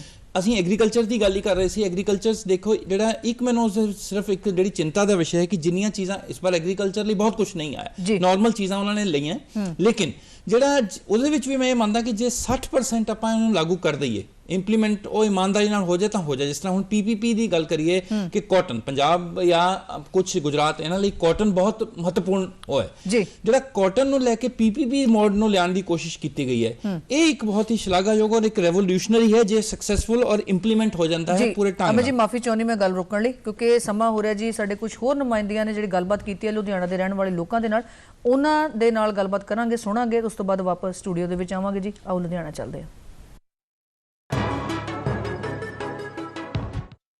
बजट ओवरऑल ठीक है जी, अच्छा रहा है। इलेक्शन ईयर भी आ रहा है। इंडिया की जो इकॉनमी है वर्ल्ड में one of the best economies चल रही है। वेस्टर्न वर्ल्ड का तो बहुत बुरा हाल है और IMF ने भी प्रेडिक्शन दी है कि 2023 में इंडिया फिर फास्टेस्ट ग्रोइंग इकॉनमी रहेगा। इंफ्रा पे बहुत स्पेंड है, स्किल डेवलपमेंट पे भी ऑल ओवर इंडिया का स्पेंड एक अच्छा है। गवर्नमेंट का डेफिनेटली जो प्लान लग रहा है और दिख भी रहा है कि एक जो कमिटमेंट है कि ये जो ग्रोथ साइकिल चल रहा है इंडिया का और उसको बरकरार रखना, मेंटेन रखना। ऑफ कोर्स इलेक्शन ईयर करके थोड़ा सेफ साइड तो प्ले करती है government, but overall I would say pretty nice budget. हरेक सैक्टर ਨੂੰ ਕੁਛ ਨਾ ਕੁਛ ਦੇਣ ਦਾ ਯਤਨ ਕੀਤਾ ਗਿਆ। ਸਮਾਲ ਸਕੇਲ ਸੈਕਟਰ ਨੂੰ 1% ਰਿਲੈਕਸੇਸ਼ਨ ਮਿਲੀ ਆ ਇੰਟਰਸਟ ਦੇ ਵਿੱਚ, ਔਰ ਜਿਹੜੇ ਕੋਵਿਡ ਅਫੈਕਟਡ ਯੂਨਿਟਸ ਨੇ ਉਹਨੂੰ 95% ਰੀਇੰਬਰਸਮੈਂਟ ਦੀ ਗੱਲ ਹੋਈ ਆ, ਔਰ ਉਹਦੇ ਨਾਲ ਜਿਹੜੇ ਕੁਝ ਇੰਪੋਰਟ ਡਿਊਟੀਜ਼ ਆ ਉਹ ਘਟਾਈਆਂ ਗਈਆਂ ਨੇ। ਸਭ ਤੋਂ ਵੱਡੀ ਗੱਲ ਜਿਹੜੀ ਅਸੀਂ ਸਮਝਦੇ ਹਾਂ, ਜਿਹੜੀ ਚੰਗੀ ਗੱਲ ਜਿਹਨੂੰ ਵੈਲਕਮ ਕਰਦੇ ਹਾਂ, ਇੱਕ ਤਾਂ ਇਹ ਆ ਕਿ ਜਿਹੜੇ ਬੇਘਰੇ ਲੋਕਾਂ ਨੂੰ 3 ਕਰੋੜ ਮਕਾਨ ਦਿੱਤੇ ਜਾਣੇ ਆ ਨਵੇਂ ਹੋਰ, ਉਹ ਮੈਂ ਸਮਝਦਾ ਕਿ ਸਮਾਜ ਨੂੰ ਉੱਚਾ ਚੱਕਣ ਲਈ ਬੜਾ ਜ਼ਰੂਰੀ ਹੈ। ਇਹਦੇ ਨਾਲ ਰੋਡ ਇਨਫਰਾਸਟ੍ਰਕਚਰ ਦਾ ਜਿਹੜਾ 35,000 ਕਰੋੜ ਰੁਪਇਆ ਹੋਰ ਰੱਖਿਆ ਗਿਆ, ਉਹ ਵੈਲਕਮ ਹੈ। ਜਿਹੜੀ ਸਕ੍ਰੈਪ ਪਾਲਿਸੀ ਆਉਣੀ ਆ 1 ਅਪ੍ਰੈਲ ਤੋਂ ਇੰਪਲੀਮੈਂਟ ਹੋ ਜਾਣੀ ਆ, ਉਹ ਸਾਡੇ ਆਟੋ ਸੈਕਟਰ ਨੂੰ, ਸਟੀਲ ਸੈਕਟਰ ਨੂੰ ਪ੍ਰੋਤਸਾਹਨ ਦੇਊਗੀ। Long term growth oriented budget ਹੈ। ਇਹਦੇ 'ਚ ਕੁਝ ਚੰਗੇ ਪੁਆਇੰਟ ਸਰਕਾਰ ਨੇ ਕੀਤੇ। ਇੱਕ ਤਾਂ ਜਿਹੜਾ ਇੰਪਲਾਈਜ਼ ਦਾ ਇਨਕਮ ਟੈਕਸ ਘਟਾ ਦਿੱਤਾ, ਉਹਦੀ ਸਲੈਬ ਵਧਾ ਦਿੱਤੀ ਹੈ। ਉਹਦੇ ਨਾਲ ਇੰਡਸਟਰੀ ਨੂੰ ਕੋਈ ਡਾਇਰੈਕਟ ਬੈਨੀਫਿਟ ਨਹੀਂ, ਪਰ ਜਿਹੜੇ ਇੰਪਲਾਈਜ਼ ਸਾਡੇ ਆ ਉਹਨਾਂ ਨੂੰ ਬੈਨੀਫਿਟ ਹੋਏਗਾ। ਉਹਨਾਂ ਦੀ स्पेंडिंग बढ़ेगी, मार्केट की डिमांड बढ़ेगी। इंडिविजुअल्स को उन्होंने काफ़ी राहत दी है इसमें, जो स्मॉल लेवल पे बेसिकली जिनकी इनकम 15 लाख रुपए तक है, अब जिनकी इनकम 7 लाख रुपए तक है उनको रिवेट बढ़ाकर उन्होंने कर दी है और टैक्स उनका पेएबल ज़ीरो होएगा। जिनकी 15 लाख रुपए तक है उनकी किट्टी में भी काफ़ी अमाउंट सेव होएगा उससे, बट जिनकी 15 लाख रुपए से ऊपर है उस इनकम में कोई बदलाव नहीं करा गया है इसमें, तो उसमें भी बदलाव लाने की ज़रूरत थी। सबसे अच्छा बजट है, क्योंकि कोई ऐसा आदमी नहीं है, कोई ऐसा सेक्टर नहीं है, कोई ऐसा इंडिविजुअल नहीं है जिसको इस बजट में फ़ायदा ना हुआ। और मेन चीज़ है हिंदुस्तान ने जो अपने $5 ट्रिलियन की इकॉनमी बनानी थी 2030 तक, वो उसकी तरफ एक बहुत अच्छा कदम है। हमें लगता है 2030 से पहले ही $5 ट्रिलियन इकॉनमी बन जाएगी। ਜੀ ਗੱਲਬਾਤ ਚੱਲ ਰਹੀ ਸੀ ਗ੍ਰੀਨ ਗਰੋਥ ਨੂੰ ਲੈ ਕੇ। ਜੀ ਤੁਸੀਂ ਆਪਣੀ ਗੱਲ ਕਰ ਰਹੇ ਸੀ ਕਿ ਗ੍ਰੀਨ ਗਰੋਥ ਦੇ ਸੰਬੰਧੀ। ਜੀ ਆਪਾਂ ਮੈਂ ਕਰ ਰਹੀ ਸੀ ਜਿਹੜੀ ਕਾਟਨ ਦੀ ਆਪਾਂ ਗੱਲ ਤੇ ਛੱਡੀ ਸੀ ਕਿ ਜਿਹੜੀ ਕਾਟਨ ਨੂੰ ਲੈ ਕੇ PPP ਦਾ ਮੋਡਲ ਆਈ ਹੈ। ਇਸ ਤਰ੍ਹਾਂ ਇਹਨਾਂ ਨੇ ਜਿਹੜਾ ਐਗਰੀਕਲਚਰ ਐਕਸਲੇਟਰ ਫੰਡ ਉਹਨਾਂ ਨੇ ਇੱਕ ਨਾਮ ਦਿੱਤਾ ਹੈ ਉਸ ਚੀਜ਼ ਨੂੰ ਜਨਰੇਟ। ਮੈਨੂੰ ਲੱਗਦਾ ਜਿਹੜਾ ਅਸੀਂ ਬਾਰ-ਬਾਰ ਕਹਿੰਦੇ ਹਾਂ ਕਿ ਇੰਡਸਟਰੀ ਔਰ ਕਿਸਾਨੀ ਜਿਹੜੀ ਹੈ ਇਸ ਦੇ ਵਿੱਚ ਇੱਕ ਬਹੁਤ ਬੜਾ ਗੈਪ ਹੈ। ਜਿਹੜਾ ਇਹ PPP ਮੋਡ ਲਿਆਇਆ ਜਾਏਗਾ, ਜੇ ਇਸ ਨੂੰ ਉਹੀ ਇਮਾਨਦਾਰੀ ਨਾਲ ਔਰ ਬੜੀ ਪਾਰਦਰਸ਼ਤਾ ਨਾਲ ਜੇ ਇੰਪਲੀਮੈਂਟ ਕਰੀਏ, ਸਰਕਾਰਾਂ ਉਸ ਨੂੰ ਅਡਾਪਟ ਕਰਨ ਔਰ ਚਲਾਉਣ, ਤਾਂ ਇਹ ਕਿਤੇ ਨਾ ਕਿਤੇ ਉਹ ਜਿਹੜਾ ਗੈਪ ਹੈ, ਉਹ ਗੈਪ ਨੂੰ ਬਹੁਤ ਜਿਹੜਾ ਅਸੀਂ ਫਾਰਮ ਟੂ ਫੋਕ ਕਹਿੰਦੇ ਆ, ਉਹ ਕਹਿੰਦੇ ਨਾ, ਉਹ ਚੀਜ਼ ਬੜਾ ਡਿਫਰੈਂਸ ਆਏਗਾ ਔਰ ਇਹ ਉਸ ਨੂੰ ਗੈਪ ਨੂੰ ਪੂਰਾ ਕਰ ਦੇਗਾ। ਮੋਟੇ ਅਨਾਜ ਦੀ ਜਿਹੜੀ ਗੱਲ ਹੋਈ ਸੀਗੀ, ਮਤਲਬ ਮੈਂ ਦੇਖ ਰਿਹਾ ਕਿ ਕਿਸਾਨੀ ਲਈ ਵੀ ਜਿਹੜੀਆਂ ਅਸੀਂ ਗੱਲ ਕੀਤੀ, ਮੋਟਾ ਅਨਾਜ ਇਹਨਾਂ ਨੇ ਇੱਕ ਨਾਮ ਦਿੱਤਾ, ਅਸੀਂ ਬੜੇ ਟਾਈਮ ਤੋਂ ਪ੍ਰਮੋਟ ਕਰ ਰਹੇ ਹਾਂ। ਕਈ ਵਾਰ ਤੁਹਾਡੀ ਜਿਹੜੀ ਕ੍ਰੋਨੋਲੋਜੀ ਹੁੰਦੀ ਹੈ ਜਾਂ ਤੁਸੀਂ ਉਹਨੂੰ ਟਰਮੀਨੋਲੋਜੀ ਦੇ ਦਿੰਦੇ ਹੋ, ਉਸ ਇਹ ਤੁਸੀਂ ਦੇਖੋ ਮੋਟੇ ਅਨਾਜ ਨੂੰ ਪ੍ਰਧਾਨ ਮੰਤਰੀ ਹੋਰਾਂ ਨੇ ਇੱਕ ਨਾਮ ਦਿੱਤਾ ਸ਼੍ਰੀ ਅੰਨ ਜੀ। ਜਿਹੜਾ ਇਹ ਸ਼੍ਰੀ ਅੰਨ ਨਾਮ ਦਿੱਤਾ ਹੈ, ਇਹ ਜਿਹੜਾ ਮੈਨੂੰ ਲੱਗਦਾ ਹੈ ਕਿ ਇਸ ਦੇ ਨਾਲ ਜਿਹੜੀ ਅੱਜ ਅਪੀਲ ਕੀਤੀ ਗਈ ਹੈ, ਇਹ ਕਿਤੇ ਨਾ ਕਿਤੇ ਤੁਹਾਨੂੰ ਉਹ ਜਿਹੜੀ ਡਾਇਵਰਸੀਫਿਕੇਸ਼ਨ ਵੱਲ ਅਸੀਂ ਜਾਣਾ ਚਾਹੁੰਦੇ ਹਾਂ ਬਾਰ-ਬਾਰ ਜਿੱਥੋਂ ਅਸੀਂ ਬਾਰ-ਬਾਰ ਜੂਝਦੇ ਜਿਹੜੀ ਬਹੁਤ ਸਮੱਸਿਆ ਦੀ ਜੜ ਹੈ, ਇਹ ਉਸ ਚੀਜ਼ ਨੂੰ ਕਿਤੇ ਨਾ ਕਿਤੇ ਜ਼ਰੂਰ ਹੱਲ ਪਾਏਗੀ। ਜੀ ਜੀ ਖਾਲਸਾ ਜੀ, ਤੁਸੀਂ ਕੁਝ ਕਹਿਣਾ ਚਾਹੁੰਦੇ ਸੀ? ਅਮਿਤ ਜੀ ਤੋਂ ਇੱਕ ਪੁਆਇੰਟ ਮੈਂ ਥੋੜਾ ਜਿਹਾ ਹੋਰ ਐਡ ਕਰਾਂਗਾ ਜੀ। ਇੱਕ ਉਹਨਾਂ ਨੇ ਨਾਂ ਯੂਜ਼ ਕੀਤਾ ਬਜਟ ਦੇ ਵਿੱਚ ਪੀਐਸਪੀ। ਪੀਐਸਪੀ ਜਿਹੜਾ ਹੈ ਉਹ ਪੰਪ ਸਟੋਰੇਜ ਪ੍ਰੋਜੈਕਟ ਦਾ ਕਨਸੈਪਟ ਹੈ। ਇਹਦੇ ਵਿੱਚ ਇਹ ਹੈ ਕਿ ਜਿਹੜੀ ਬਿਜਲੀ ਹੈ ਉਹ ਹਾਈਡਰੋ ਇਲੈਕਟ੍ਰਿਕ ਸਿਸਟਮ ਨੂੰ ਯੂਜ਼ ਕਰਕੇ ਬਣਾਈ ਜਾਵੇ, ਉਹਦੇ 'ਚ ਪੋਲਿਊਸ਼ਨ ਨਹੀਂ ਹੁੰਦੀ, এনवायरमेंट ਦੇ ਫੇਵਰ 'ਚ ਹੁੰਦੀ ਹੈ। ਉਹਦੇ 'ਚ ਕੀ ਹੈ ਕਿ ਜਿਵੇਂ ਪਹਾੜੀ ਇਲਾਕਾ ਹੈ, ਚਾਰੇ ਪਾਸੇ ਨਦੀਆਂ ਨਾਲੇ ਨੇ, ਬਹੁਤ ਸਾਰਾ ਪਾਣੀ ਦੇ ਸੋਰਸ ਹੈਗੇ ਨੇ, ਉਸ ਸਰੋਤ ਦਾ ਪਾਣੀ ਕਿੱਧਰ ਜਾ ਰਿਹਾ ਉਹਨੂੰ ਰੋਕਿਆ ਜਾਵੇ, ਸਮੇਟਿਆ ਜਾਵੇ, ਉਹਨੂੰ ਪੰਪ ਕਰਕੇ ਲਿਫਟ ਕੀਤਾ ਜਾਵੇ, ਲਿਫਟ ਕਰਕੇ ਇੱਕ ਵੱਡੀ ਝੀਲ ਬਣਾ ਕੇ ਉਹਦੇ ਵਿੱਚ ਸਟੋਰ ਕਰ ਦਿੱਤਾ ਜਾਵੇ ਤੇ ਉਸ ਝੀਲ ਤੋਂ ਜਦੋਂ ਲੋੜ ਹੋਵੇ ਉਸੇ ਪਾਣੀ ਨੂੰ ਤੁਸੀਂ ਐਕਸਪਲੋਰ ਕਰਕੇ ਬਾਹਰ ਸੁੱਟ ਕੇ ਉਹਦੇ 'ਤੇ ਟਰਬਾਈਨ ਚਲਾ ਕੇ ਬਿਜਲੀ ਪੈਦਾ ਕਰ ਸਕਦੇ ਜੀ। ਪਾਣੀ ਕਿੱਧਰ ਜਾ ਰਿਹਾ ਹੈ, ਕਿੱਧਰ ਭੇਜਣਾ ਹੈ, ਤੁਹਾਡੀ ਮਰਜ਼ੀ ਹੈ। ਪਾਣੀ ਕਿੱਥੇ ਯੂਜ਼ ਹੋ ਰਿਹਾ, ਪ੍ਰੋਡਕਟਿਵ ਪਰਪਸ ਲਈ ਯੂਜ਼ ਹੋ ਰਿਹਾ, ਬਿਜਲੀ ਬਣ ਰਹੀ ਹੈ। ਇਹ ਪੀਐਸਪੀ ਦਾ ਕਨਸੈਪਟ ਜਿਹੜਾ ਹੈਗਾ ਇਹਨੂੰ ਉਹਨਾਂ ਨੇ ਬਹੁਤ ਅੱਛਾ ਲਾਂਚ ਕਰਨ ਦੀ ਪ੍ਰਮੋਟ ਕਰਨ ਦੀ ਗੱਲ ਕੀਤੀ ਹੈ। ਤੇ ਦੂਸਰਾ ਇਹ ਹੈ ਕਿ ਇਹਨਾਂ ਨੇ ਬਿਹੇਵੀਅਰ ਚੇਂਜਸ ਵਾਸਤੇ ਇੱਕ ਅਪੀਲ ਜਿਹੜੀ ਸਮਾਜ ਨੂੰ ਕਿ ਬਿਹੇਵੀਅਰ ਚੇਂਜ ਦੀ ਗੱਲ ਕਰ ਰਹੀ ਹੈ, ਜਿਹਦੇ ਵਿੱਚ এনवायरमेंट ਪ੍ਰੋਟੈਕਸ਼ਨ ਐਕਟ ਦੇ ਵਿੱਚ ਕਈ ਚੇਂਜਸ ਕੀਤੀਆਂ ਜਾਣਗੀਆਂ ਆਉਣ ਵਾਲੇ ਟਾਈਮ ਦੇ ਵਿੱਚ। ਤੇ ਜਿਹੜੀ ਗੱਲ ਇਹਨਾਂ ਨੇ ਸਕ੍ਰੈਪ ਦੀ ਹੁਣੇ ਪਬਲਿਕ ਦੇ ਵਿੱਚ ਸੁਣਨ ਨੂੰ ਮਿਲੀ ਸੀ, ਉਹਦੇ 'ਚ ਇਹ ਹੈ ਕਿ ਜਿਹੜੇ ਪੁਰਾਣੇ ਵਹੀਕਲ ਹੈ ਉਹ ਇਹਨਾਂ ਨੇ ਸ਼ੁਰੂਆਤ ਕਰਨ ਵਾਸਤੇ ਸਰਕਾਰੀ ਵਹੀਕਲ ਜਿਹੜੇ ਗਏ ਉਹਨਾਂ ਨੂੰ ਸਭ ਤੋਂ ਪਹਿਲੇ ਸਕ੍ਰੈਪ 'ਚ ਲਿਆਉਣ ਵਾਸਤੇ ਇੱਕ ਸਕੀਮ ਦਿੱਤੀ ਹੈ। ਤਾਂ ਕੁੱਲ ਮਿਲਾ ਕੇ ਸਾਰੇ ਜਿਹੜੇ ਉਪਰਾਲੇ ਨੇ ਇਹ ਕਾਰਬਨ ਐਮਿਸ਼ਨ ਤੇ ਕੰਟਰੋਲ ਕਰਨਗੇ ਤੇ এনवायरमेंट ਨੂੰ ਇੰਪਰੂਵ ਕਰਨਗੇ ਜੀ। ਉਸ ਤੋਂ ਬਾਅਦ ਵਧਦੇ ਇੱਕ ਹੋਰ ਗੱਲ ਦੇ ਵੱਲ ਜਿਹੜੀ ਆਮ ਬਜਟ ਦੇ ਵਿੱਚ ਸੁਣਨ ਨੂੰ ਸਾਹਮਣੇ ਆਈ ਹੈ, ਦੇਖਣ ਨੂੰ ਸਾਹਮਣੇ ਆਈ ਹੈ। ਅਸੀਂ ਸੁਸ਼ਾਂਤ ਜੀ ਗੱਲ ਕਰਦੇ ਹਾਂ ਪੈਨ ਕਾਰਡ ਦੀ। ਜਦੋਂ ਅਸੀਂ ਆਧਾਰ ਕਾਰਡ ਦੀ ਗੱਲ ਕਰਦੇ ਸੀ, ਸਭ ਤੋਂ ਪਹਿਲਾਂ ਪਾਸਪੋਰਟ, ਫਿਰ ਆਧਾਰ ਕਾਰਡ ਆਇਆ, ਹੁਣ ਪੈਨ ਕਾਰਡ ਬਾਰੇ ਚਰਚਾ ਛਿੜੀ ਹੈ ਕਿ ਪੈਨ ਕਾਰਡ ਨੂੰ ਵੀ ਇੱਕ ਪਹਿਚਾਣ ਪੱਤਰ ਦੇ ਤੌਰ ਤੇ ਹੁਣ ਪ੍ਰਮਾਣਿਤ ਕੀਤਾ ਜਾਏਗਾ। ਜੇਕਰ ਅਸੀਂ ਇੱਕ ਪੈਨ ਕਾਰਡ ਅਸੀਂ ਗੱਲ ਕਰੀਏ ਕਿ ਆਧਾਰ ਕਾਰਡ, ਪੈਨ ਕਾਰਡ, ਪਾਸਪੋਰਟ ਜੀ, ਇਹ ਪਹਿਚਾਣ ਪੱਤਰ ਹੁੰਦੇ ਨੇ, ਠੀਕ ਹੈ। ਤੇ ਕਿਸੇ ਇਹੋ ਜਿਹੀ ਜਗ੍ਹਾ ਵਾਸਤੇ ਕਿ ਇਹ ਤਿੰਨੋਂ ਲਿੰਕ ਨਹੀਂ ਹੁੰਦੇ ਸੀ ਤੇ ਉਹਨਾਂ ਦਾ ਵਿੱਚ ਬਜਟ ਦੇ ਵਿੱਚ ਕਹਿਣ ਦਾ ਮੇਨ ਮੋਟਿਵ ਆ ਸੀਗਾ ਕਿ ਇਹਨਾਂ ਤਿੰਨਾਂ ਨੂੰ ਲਿੰਕ ਕਰਕੇ ਸਿੰਗਲ ਕਰ ਦਿੱਤਾ ਜਾਏਗਾ, ਰਾਈਟ, ਕਿ ਇੱਕੋ ਹੀ ਪਹਿਚਾਣ ਪੱਤਰ ਤੋਂ ਤੁਸੀਂ ਦੂਸਰੇ ਨੂੰ ਵੀ ਲਿੰਕ ਕਰ ਸਕਦੇ ਹੋ। ਜਿਹਦਾ ਅਸੀਂ ਇਨਕਮ ਟੈਕਸ ਬਹੁਤ ਸੁਣਦੇ ਆ ਰਹੇ ਕਿ ਤੁਹਾਡਾ ਆਧਾਰ ਕਾਰਡ ਤੇ ਪੈਨ ਕਾਰਡ ਲਿੰਕ ਨਹੀਂ ਹੈ, ਆਧਾਰ ਕਾਰਡ ਪੈਨ ਕਾਰਡ ਲਿੰਕ ਨਹੀਂ ਹੈ। ਉਹ ਇਸੇ ਕਰਕੇ ਕੀਤਾ ਜਾ ਰਿਹਾ ਹੈਗਾ ਕਿ ਇੱਕ ਇਨਸਾਨ ਦੇ ਸਾਰੇ ਡਾਕੂਮੈਂਟ ਇੱਕੋ ਨੰਬਰ ਤੇ ਲਿੰਕ ਹੋ ਜਾਣ ਜੀ। ਚਾਹੇ ਅੱਜ ਅਸੀਂ ਡਿਜੀ ਲੋਕਰ ਦੀ ਐਪ ਦੇਖਦੇ ਹਾਂ, ਡਿਜੀ ਲੋਕਰ ਦੀ ਐਪ ਤੇ ਤੁਹਾਡਾ ਡਰਾਈਵਿੰਗ ਲਾਇਸੈਂਸ ਤੋਂ ਲੈ ਕੇ ਤੁਹਾਡੇ ਸਕੂਲ ਸਰਟੀਫਿਕੇਟਸ ਤੋਂ ਲੈ ਕੇ ਆਧਾਰ ਕਾਰਡ, ਪੈਨ ਕਾਰਡ ਤੋਂ ਲੈ ਕੇ ਤੁਹਾਡਾ ਗੱਡੀ ਤੱਕ ਦੀ ਆਰਸੀ ਤੱਕ ਆ ਜਾਂਦੀ ਹੈ। ਤਾਂ ਇਸ ਦੇ ਪਿੱਛੇ ਇੱਕੋ ਇੱਕ ਮੋਟਿਵ ਇਹੀ ਹੈ ਕਿ ਸਾਰੇ ਜਿੰਨੇ ਵੀ ਆਫੀਸ਼ੀਅਲ ਡਾਕੂਮੈਂਟਸ ਨੇ ਉਹਨਾਂ ਨੂੰ ਕਲੱਬ ਕਰਕੇ ਸਿੰਗਲ ਪੁਆਇੰਟ ਆਫ ਕੰਟੈਕਟ ਤੇ ਲੈ ਕੇ ਆਇਆ ਜਾਵੇ ਤਾਂ ਕਿ ਹਰ ਇੱਕ ਚੀਜ਼ ਲਈ ਵੱਖਰੀ ਚੀਜ਼ਾਂ ਨਾ ਹੋਵੇ, ਇੱਕ ਸਿੰਗਲ ਚੀਜ਼ ਤੋਂ ਹੀ ਟਰੇਸ ਹੋ ਜਾਵੇ ਸਾਰਾ ਕੁਝ ਜੀ। ਸੋ ਵੱਖ-ਵੱਖ ਤਰ੍ਹਾਂ ਦੀਆਂ ਜਿਹੜੀਆਂ ਪ੍ਰੋਵੀਜ਼ਨਸ ਨੇ ਇਸ ਬਜਟ ਦੇ ਵਿੱਚ ਹਰ ਤਰ੍ਹਾਂ ਦੇ ਲੋਕਾਂ ਦੇ ਲਈ, ਹਰ ਤਰ੍ਹਾਂ ਦੀ ਇੰਡਸਟਰੀ ਦੇ ਲਈ ਲਿਆਉਣ ਦੀ ਕੋਸ਼ਿਸ਼ ਕੀਤੀ ਗਈ ਹੈ। ਇਸ ਤੋਂ ਬਾਅਦ ਅਸੀਂ ਬੈਂਕਿੰਗ ਸਿਸਟਮ ਖਾਸ ਕਰਕੇ ਜਿਹੜਾ ਲੋਕਾਂ ਦੇ ਨਾਲ ਜੁੜਿਆ ਹੋਇਆ, ਚਾਹੇ ਉਹ ਆਮ ਹੈ ਤੇ ਚਾਹੇ ਉਹ ਖਾਸ ਹੈ, ਬੈਂਕਿੰਗ ਸਿਸਟਮ ਨੂੰ ਲੈ ਕੇ ਸਾਡੇ ਕੇਂਦਰੀ ਵਿੱਤ ਮੰਤਰੀ ਨਿਰਮਲਾ ਸੀਤਾਰਮਨ ਕੀ ਕਹਿੰਦੇ ਨੇ, ਉਹਨਾਂ ਦੇ ਗੱਲਬਾਤ ਦੇ ਨਾਲ ਅਸੀਂ ਜੁੜਦੇ ਹਾਂ ਤੇ ਸਟੂਡੀਓ ਵਾਪਸ ਆਉਂਦੇ ਹਾਂ।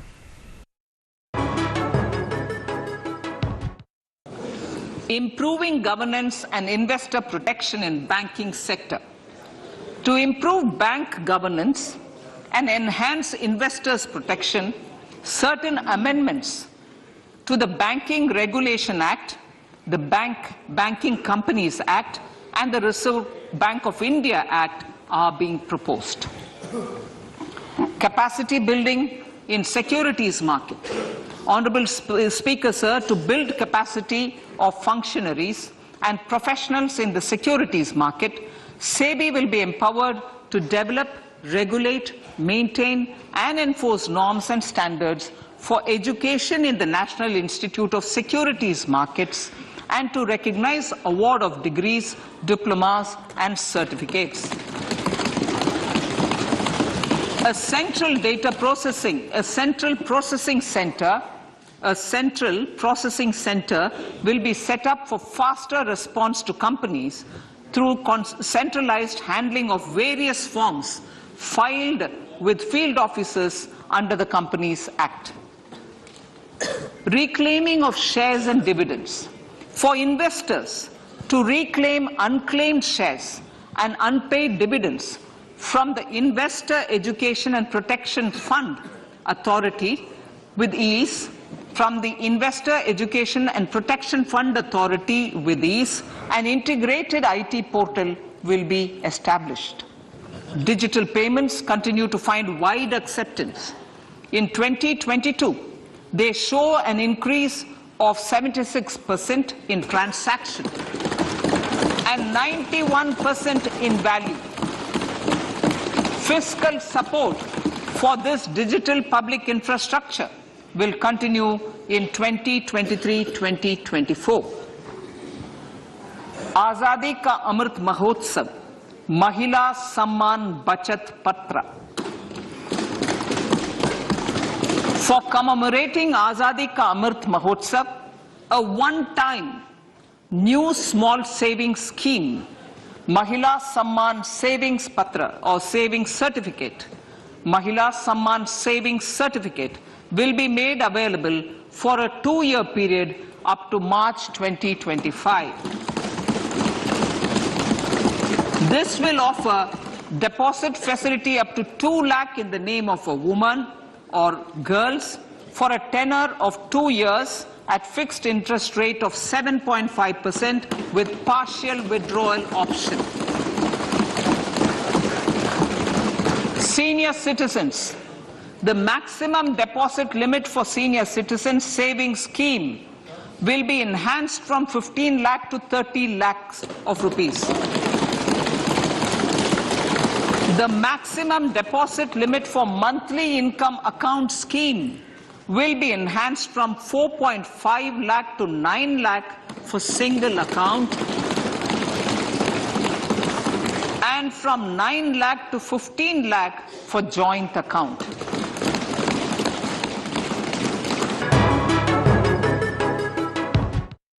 ਸਟੂਡੀਓ 'ਚ ਹਾਜ਼ਰ ਹੈ ਜੀ ਦੁਬਾਰਾ। ਅਸੀਂ ਗੱਲ ਕਰਾਂਗੇ ਬੈਂਕਿੰਗ ਸਿਸਟਮ ਨੂੰ ਲੈ ਕੇ। ਤੋਂ ਖਾਸ ਤੌਰ ਤੇ ਜਦੋਂ ਅਸੀਂ ਖਾਲਸਾ ਜੀ ਗੱਲ ਕਰਦੇ ਹਾਂ ਬੈਂਕ ਦੇ ਨਾਲ ਸਿੱਧਾ ਸੰਬੰਧ ਹੈ ਤੁਹਾਡਾ, ਕਿਵੇਂ ਦੇਖ ਰਹੇ ਹੋ ਅੱਜ ਦੇ ਬਜਟ ਦੇ ਵਿੱਚ ਬੈਂਕਿੰਗ ਸਿਸਟਮ 'ਚ ਜੋ ਵੀ ਅਨਾਉਂਸਮੈਂਟਸ ਜਿਹੜੀਆਂ ਅੱਜ ਕੀਤੀਆਂ ਗਈਆਂ ਨੇ?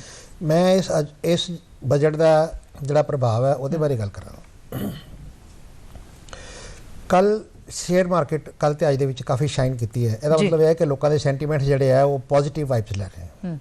ਇਹ ਇਕਨੋਮੀ ਨੂੰ ਅੱਛੇ ਅਸਾਰ ਸੰਕੇਤ ਨੇ ਜੀ। ਬੈਂਕ ਇਕਨੋਮੀ ਨਾਲ ਜੁੜੇ ਹੋਏ ਨੇ। ਦੂਸਰਾ ਇਹ ਹੈ ਕਿ ਇਸ ਨਾਲ ਨਾ ਸਿਰਫ ਇੰਡੀਅਨ ਇਕਨੋਮੀ ਬਲਕਿ ਇੰਟਰਨੈਸ਼ਨਲ ਲੈਵਲ ਤੇ ਵੀ ਸਾਡੀ ਰੈਪੂਟੇਸ਼ਨ ਇਹੋ ਜਿਹੀ ਹੋ ਜਾਣੀ ਹੈ ਕਿ FDI ਸਾਡੇ ਕੋਲ ਸੰਭਾਲੀ ਨਹੀਂ ਜਾਣੀ। ਜਿਹੜਾ ਇੰਕਰੀਜ਼ ਹੈ ਫੋਰਨ ਡਾਇਰੈਕਟ ਇਨਵੈਸਟਮੈਂਟ ਦਾ ਉਹ ਵਧੇਗਾ। ਫਿਰ ਜਿਹੜੇ ਕਾਰਪੋਰੇਟ ਬੌਂਡਸ ਹੈਗੇ ਆ ਉਹ ਵੀ ਜਿਹੜੇ ਆਪਣਾ ਰੋਲ ਪਲੇ ਕਰ ਰਹੇ ਆ। ਤਾਂ ਮੇਰਾ ਕਹਿਣ ਦਾ ਮਤਲਬ ਇਹ ਹੈ ਕਾਰਪੋਰੇਟ ਬੌਂਡਸ ਕਾਰਪੋਰੇਟ ਨੂੰ ਫੰਡਿੰਗ ਕਰਵਾਉਣਗੇ, FDI ਕਾਰਪੋਰੇਟ ਨੂੰ ਫੰਡਿੰਗ ਕਰਵਾਏਗੀ। ਔਰ ਸਾਡੇ ਕੋਲ ਸੇਵਿੰਗ ਵਧਣਗੀਆਂ ਜਿਹੜੀਆਂ ਸਕੀਮਾਂ ਨੇ ਲਾਂਚ ਕੀਤੀਆਂ ਉਹਦੇ ਵਿੱਚ ਸਾਡੇ ਕੋਲ ਲੈਂਡੇਬਲ ਫੰਡਸ ਵੱਧ ਜਾਣਗੇ। ਅਤੇ ਲੈਂਡੇਬਲ ਫੰਡਸ ਦੇਣ ਵਾਸਤੇ ਸਾਡੇ ਕੋਲ ਜਿਹੜੇ ਛੋਟੇ ਦੇ ਮੱਧਮ ਵਰਗ ਦੇ ਬੋਰੋਰਸ ਨੇ ਜੀ, ਐਗਰੀਕਲਚਰ ਨੇ, ਹਾਊਸ ਲੋਨ ਹੈ, ਰਿਟੇਲਸ ਹੈ, ਇਸ ਪਰਪਸ ਲਈ ਸਾਡੇ ਵੱਲ ਧਿਆਨ ਫੋਕਸ ਹੋ ਜਾਏਗਾ। ਅਸੀਂ ਲੋਕਾਂ ਨੂੰ ਮਾਈਕਰੋ ਲੈਵਲ ਤੇ ਕਾਫੀ ਮਦਦ ਕਰ ਪਾਵਾਂਗੇ ਜੀ। ਤੇ ਇਹ ਇਸ ਤੋਂ ਇਲਾਵਾ ਜਿਹੜੀ ਗੱਲ ਕੀਤੀ ਹੈ ਮੈਡਮ ਸੀਤਾਰਮਨ ਜੀ ਨੇ ਕਾਰਪੋਰੇਟ ਗਵਰਨੈਂਸ ਦੀ, ਬੈਂਕਿੰਗ ਗਵਰਨੈਂਸ ਦੀ, ਗਵਰਨੈਂਸ ਦਾ ਮਤਲਬ ਇਹ ਹੁੰਦਾ ਹੈ ਕਿ ਸਟੇਕ ਹੋਲਡਰਸ ਨੂੰ ਕੁੱਲ ਮਿਲਾ ਕੇ ਸਟੇਕ ਹੋਲਡਰਸ ਕਸਟਮਰ ਵੀ ਨੇ, ਸਟੇਕ ਹੋਲਡਰਸ ਸ਼ੇਅਰ ਹੋਲਡਰਸ ਵੀ ਨੇ, ਸਟੇਕ ਹੋਲਡਰਸ ਸਟਾਫ ਵੀ ਨੇ, ਉਹਨਾਂ ਨੂੰ ਸੈਟੀਸਫਾਈ ਕਰਨ ਵਾਸਤੇ ਵਧੀਆ ਜਿਹੜੇ ਹੈ ਉਹ ਕੰਟਰੋਲ ਅੱਗੇ ਸਾਹਮਣੇ ਆਉਣ। ਤੇ ਇਹ ਵੀ ਬਹੁਤ ਅੱਛੀ ਗੱਲ ਹੈ ਕਿਉਂਕਿ ਪਬਲਿਕ ਮਨੀ ਹੈ।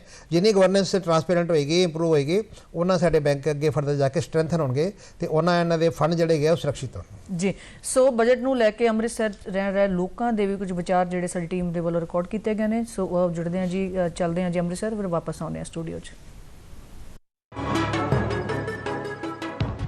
ਇਹਦੇ ਵਿੱਚ ਮੇਨ ਗੱਲ ਜੋ ਮੈਨੂੰ ਵਧੀਆ ਲੱਗੀ ਉਹ ਇਹ ਸੀ ਕਿ ਇਹਦੇ ਵਿੱਚ ਉਹਨਾਂ ਨੇ ਮੇਨ ਕਿਹਾ ਹੈ ਕਿ ਜਿਹੜੇ ਕ੍ਰਾਫਟਸਮੈਨ ਤੇ ਆਰਟੀਜ਼ਨਸ ਆ ਨਾ ਉਹਨਾਂ ਦੇ ਲਈ ਵੀ ਇੱਕ ਸਕੀਮ ਜਿਹੜੀ ਚਲਾਈ ਜਾਊਗੀ ਤਾਂ ਕਿ ਉਹਨਾਂ ਦੇ ਜਿਹੜੇ ਪ੍ਰੋਡਕਟਸ ਆ ਇੰਡੀਜਨਸ ਪ੍ਰੋਡਕਟਸ ਆ, ਕਿਉਂਕਿ ਟ੍ਰੈਡੀਸ਼ਨਲ ਜਿਹੜਾ ਆਰਟ ਉਹ ਖਤਮ ਹੁੰਦਾ ਜਾ ਰਿਹਾ ਹੈ ਮਸ਼ੀਨ ਮੇਡ ਗੁੱਡਸ ਦੇ ਕਰਕੇ। ਫਿਰ ਉਸ ਸੈਕਟਰ ਨੂੰ ਪ੍ਰਮੋਟ ਕਰਨ ਦੀ ਗੱਲ ਕੀਤੀ ਗਈ ਆ। ਤੇ ਮੋਰਓਵਰ ਆਪਾਂ ਇਹ ਕਹਿ ਸਕਦੇ ਹਾਂ ਕਿ ਟਰਾਈਬਲ ਪੀਪਲ ਜਿਹੜੇ, ਕਿਉਂਕਿ ਆਪਾਂ ਕਹਿ ਸਕਦੇ ਹਾਂ ਮੇਨ ਸਟ੍ਰੀਮ ਤੋਂ ਅਲੱਗ ਹੁੰਦੇ ਆ, ਉਹਨਾਂ ਨੂੰ ਐਜੂਕੇਸ਼ਨ ਇੰਨੀ ਪ੍ਰੋਵਾਈਡ ਨਹੀਂ ਹੁੰਦੀ। ਫਿਰ ਉਹਨਾਂ ਵਾਸਤੇ ਏਕਲਵਿਆ ਸਕੂਲਸ ਅਲੱਗ ਤੋਂ ਮਤਲਬ ਓਪਨ ਕਰਨ ਦੀ ਗੱਲ ਕੀਤੀ ਗਈ ਆ। ਤੇ ਟਰਾਈਬਲ ਵੈਲਫੇਅਰ ਵਾਸਤੇ ਕਾਫੀ ਜਿਹੜਾ ਇਹ ਵੱਡਾ ਇਨੀਸ਼ੀਏਟਿਵ ਲਿਆ ਗਿਆ ਹੈ ਜੋ ਕਿ ਪਹਿਲੇ ਕਦੇ ਨਹੀਂ ਸੀ ਹੋਇਆ। ਇਹ ਆਪਾਂ ਕਹਿ ਸਕਦੇ ਹਾਂ ਕਿ ਬੜਾ ਵਧੀਆ ਇਨੀਸ਼ੀਏਟਿਵ ਆ ਇਸ ਗਵਰਨਮੈਂਟ ਦਾ। ਕਾਫੀ ਪ੍ਰੋਗਰੈਸਿਵ ਔਰ ਐਂਬੀਸ਼ੀਅਸ ਬਜਟ ਹੈ ਜਿਸ ਦੇ ਵਿੱਚ ਜਿੰਨੇ ਵੀ ਕੈਪੀਟਲ ਇਨਵੈਸਟਮੈਂਟ ਸਨ ਉਹ ਇਨਕਰੀਜ਼ ਕੀਤੀਆਂ ਗਈਆਂ। ਇਨਫੈਕਟ ਜਿਹੜਾ ਕੈਪੀਟਲ ਆਊਟਲੇ ਹੈਗਾ ਉਹ 33% ਇਨਕਰੀਜ਼ ਕਰਕੇ 1 ਲੱਖ ਕਰੋੜ ਤੇ ਲਿਜਾਇਆ ਗਿਆ ਹੈਗਾ। ਜਿਹੜੀ ਸੈਲਰੀ ਕਲਾਸ ਹੈ ਉਸ ਦੀ 5 ਲੱਖ ਤੋਂ 7 ਲੱਖ ਦੀ ਟੈਕਸ ਫ੍ਰੀ ਲਿਮਿਟ ਲਿਜਾਣ ਦੇ ਨਾਲ ਲੋਕਾਂ ਦੇ ਵਿੱਚ ਬਹੁਤ ਖੁਸ਼ੀ ਜ਼ਾਹਿਰ ਕਰਦੇ ਪਏ ਨੇ ਲੋਕੀ। उनका जो मुद्दा है, जो उनके सप्तऋषि है यानी उनके जो 7 सेक्टर्स है, उन्होंने इसमें हर चीज को इंक्लूड किया। और सबसे अच्छी चीज है उन्होंने इस बार जो ग्रीन डेवलपमेंट है, जो ग्रीन ग्रोथ है, उसको इंक्लूड किया है। उसमें उन लोगों ने जो है आत्मनिर्भर क्लीन जो प्लांट प्रोग्राम है उसको लगाया है। और अगर हम दूसरी तरफ देखें तो उन्होंने जो 100 जो लैब बनाने का वादा किया है इंजीनियरिंग कॉलेजेस में, तो अगर ये दोनों ही चीजें बहुत ज्यादा अच्छे से इम्प्लीमेंट होती हैं तो जो हमारा एम है, हमारा एम डेवलपमेंट नहीं है, हमारा एम है सस्टेनेबल डेवलपमेंट। तो अगर ये दोनों ही चीजें अच्छे से इम्प्लीमेंट होती हैं, जैसी हमें ऑन पेपर दिख रही वैसी ही होती हैं, तो ये बजट बहुत ही ज्यादा अच्छा है। मिडल क्लास ਨੂੰ ਵੀ ਇਹਨਾਂ ਨੇ ਬਹੁਤ ਬੈਨੀਫਿਟ ਦਿੱਤਾ ਹੈ। ਕਾਫੀ ਦੇਰ ਤੋਂ ਜਿਹੜਾ ਡਿਊ ਵੀ ਅਸੀਂ ਕਹਿ ਸਕਦੇ ਹਾਂ ਇਨਕਮ ਟੈਕਸ ਦਾ ਸੀਗਾ, ਉਹ ਰਿਬੇਟ ਵਧੀਆ ਕੀਤੀ। ਜਿਹੜੀ 5 ਤੱਕ ਸੀਗਾ ਹੁਣ ਮੇਰੇ ਖਿਆਲ 7 ਲੱਖ ਤੱਕ ਜਿਹੜਾ ਹੈਗਾ ਰਿਬੇਟ ਦੇ ਦਿੱਤੀ ਗਈ ਹੈ। ਇਹਦੇ ਨਾਲ ਹੀ ਜਿਹੜਾ ਹੈਗਾ ਕਿ ਇਹਨਾਂ ਨੇ ਜਿਹੜੀ ਸਲੈਬ ਵੀ ਜਿਹੜੀਆਂ ਸੀਗੀਆਂ ਮੇਰੇ ਖਿਆਲ 6 ਸਲੈਬ ਸੀਗੀਆਂ ਉਹ 5 ਸਲੈਬ ਕਰ ਦਿੱਤੀਆਂ ਹੈਗੀਆਂ। ਤੇ ਮੇਰੇ ਖਿਆਲ ਜਿਹੜੇ ਸੈਲਰੀ ਕਲਾਸ ਹੈ ਉਹ ਕਾਫੀ ਖੁਸ਼ ਹੋਣੇ ਚਾਹੀਦੇ ਕਿ ਉਹਨਾਂ ਨੂੰ ਇੱਕ ਵਧੀਆ ਕਾਫੀ ਦੇਰ ਤੋਂ ਬਾਅਦ ਇੱਕ ਵਧੀਆ ਬਜਟ ਪ੍ਰੈਜ਼ੈਂਟ ਕੀਤਾ।